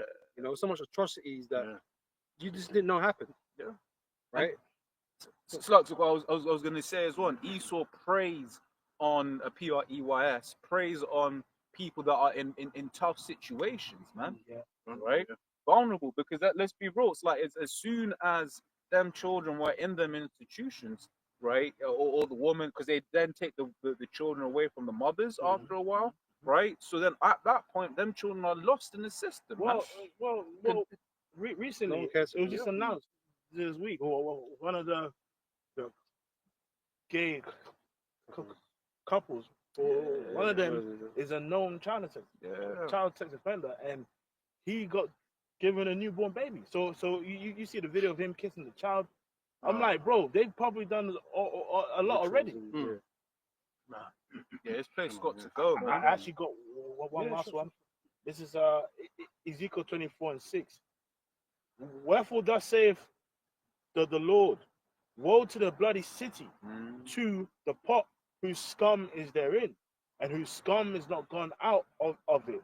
Bring it out piece by piece, and let it not fall upon it. You know, so that's that bloody city that has that scum, man. That's Babylon, man. But Esau in general, right? Because he got the rulership, bro. It's scummy, you know, Jake. It's scummy, man. Like this kingdom is scummy, bro. Like, bro, like even again, even just the food alone will make you run routes. How much more these, child systems, bro? Like, bro, especially as brothers who have children, even brothers who have children, but brothers who have children in their lives, or nephews, nieces, bro. There are systems on the planet where many children just lost. Like there are children who just gone, and you can't get them. They're just gone.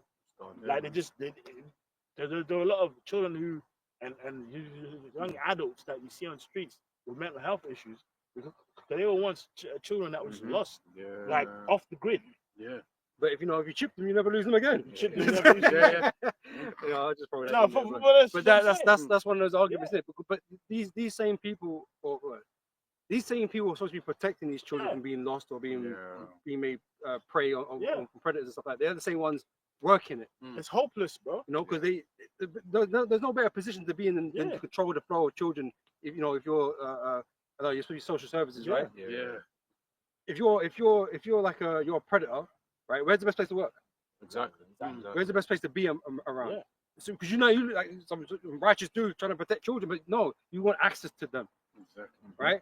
And you got man up at the top in these different organizations using these kids for fucking rituals and shit. Rituals, bro. Sabu, Exactly. Yeah.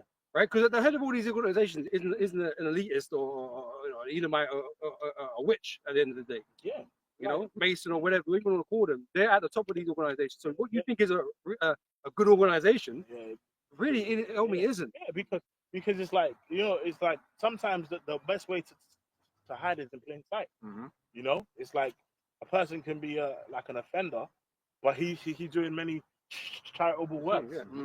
You know, he cover up. He's got like a child in his room because he's so great. He takes care of children. People don't suspect anything. Exactly. You know, which is why, like, we need a new heaven and a new earth where angels righteous. But this is the thing: the wicked sit in higher places, man. Yeah. So anyone that's running something, man, the best believe there's wickedness going on. That's it, man. There's finally going to be a time. Obviously, you saw the other nations going to serve serve their time. Esau, after a period of time, is going to be exterminated. But in the kingdom, you ain't going to be hearing anything about child abuse. You know, the only abuse is eating my child. You know, that's, you know. But I'm saying in terms of like through you know what I mean. You know what I mean. If you hear that, it was Hamite has touched a child, he's getting taken out. If you know what I mean. Expeditiously. Yeah. You know what I mean. Like it doesn't matter if it's a matter between two heathens. No, judgment's gonna take straight. Bro, here children get abused, and the nigga gets less time than a nigga that planted weed, like you know what I mean? And these children survive as well. They're just not being demons. Yeah, You know what I mean? being demons, They like don't want that. Someone else. They don't want that. and it's fucked. They can compromise, but it's like there's an element of sympathy, but as well as we just need to reset. Because then now, like, not saying that you sympathize with those that then go and commit those actions, but what I mean by that is like they're broken from the get-go. So they just need a reset. This world needs a reset, man. Second Ezra 8, and I'm starting from 50. For many great misery shall be done to them that in the latter time shall dwell in the world, because they have walked in great pride. Yeah. Many great miseries, man. Judgment is needed on this world, man. That's right. You know, and it's like because this earth is filled with wickedness, man. That's why it's important for us to appreciate this faith, appreciate this truth, man. Because this is how you get, you know, start the process of being cleansed. Because guess what? Many of us brothers and sisters come from different backgrounds, man. You know, and in life sometimes, you know, like the Lord might have it like in your journey, like in your childhood, where unfortunately that's part of your journey. So there's like brothers and sisters that come from backgrounds where things happen. You might be around demons in kindergarten, you know, whatever it is, you know, unfortunately you may be touched. You know, even it speaks about that in Romans, such was some of you, which that like what's it called, encapsulates everything, many elements. But the beauty of the faith is that because we're all looking to be made whole. Exactly. You know what I mean? But the beauty of the faith is that we have to understand, and the scripture speaks about being a new creature. So even brothers and sisters that may have gone through stuff like that, in the faith, it gives you a sense of closure. You know what I mean? Like hope that better times are coming, and you know what? That happened once in my childhood, whatever it is, but now I'm a new creature. So going to define. But there's people in this world that has been through that, and they have to live with that demon every day. They live it every day, and they haven't got no way out. They ain't got no way out. No way got to drugs, exercise, suicide. But they're still back here. No way to exercise them demons, man. That's Which that, you know, that whole situation with that freak man, the head of the Sakari, that was also just, it was kind of beautiful that kind of came up, because it's like, if, you know, anybody that has been through that's like, bro, like, see, don't let the demons overtake you. Like, seek the counsel, right? Because you know, hey, it's fuck, man. You know what I'm saying? Because, you know, Jake say it as just a cool buzzword, but Jake needs therapy, man. And that therapy starts with the scriptures. That's right. And like, here it is, you got Arkham in the camp, and you're going to Edomite and but acting proud. You know, I'm the high chief priest. Because I can guarantee you that Edomite did not say to stop doing that, man. If you're into it, you know, people have their kinks. Most of them they listen to you, isn't it? Yes. Like this, bro. Like this truth gives you, you know, them answers. That's it. You know what I mean? It's like even just the understanding of the curses, or even understanding that these bodies are going to be changed. Like that gives you that element of that gives you understanding, man, the hope. That, you know what, man, everything I've been through in this body, bro, he's going to be made right. It's going to be made right. Right. You know what I mean? It's the same way when Job was suffering for all those things, it Yeah. was made right at the end. Yeah. You know, It's so only yeah, made we have right. to endure these things and the walks that we've got Yeah. to walk through. You know. But we know when the Lord comes, everything's gonna be made right. Yeah. Yeah. You know, and we ain't got to be. We're not even putting remembrance of those types of Yeah, things. We're gonna be changed, so you ain't gonna feel defiled in your Yeah, body yeah, or yeah, whatever yeah, it may be. Right? You're gonna be changed. You're gonna Yeah. become a new creature Yeah. once New- again, like fully. A new creature, man. You know. You know what I mean? Like you know, the scripture even speaks about harlots making it, man. Because you never know. You actually might have a sister in the world. She was straight up cool girl, like on the side of the street. But then through the faith and prayer, fasting, the Lord has made her Make it clean. leave them works, man. You know, and then in the kingdom, that box gonna go back to normality. You know what I mean? But this is what it means, We're you know, gonna be being changed, made man. clean and We're stuff gonna be like that. made Man. clean We're not gonna be filthy anymore. And that's I'm sure I speak for all brothers, but for myself personally, I know every brother feels the same. The thing I look forward to the most in the kingdom is being changed, bro. That's it. Be made right. Peace, the Right, peace, man. right mind, right body. Because yeah, the wives, the palaces, that's Yeah. all gonna come. Nice touches, isn't it? But to be changed, bro, to be Yeah. released, To right with yourself, with the Most High. Yeah. shit, man. You know, Jake stretching that camp. Yeah. You know, we got back to You know, we're feeling it all the time. yeah, You know, yeah, having to stand up. yeah, man. You know, Shit, man. we have to get slowly out of bed. innit? Everyone knows I'm that saying one. that joke, man. Like if you got a microphone on my back and I click it, Oh. bro, it could be a sample for an instrumental. The 808s. Yeah, yeah.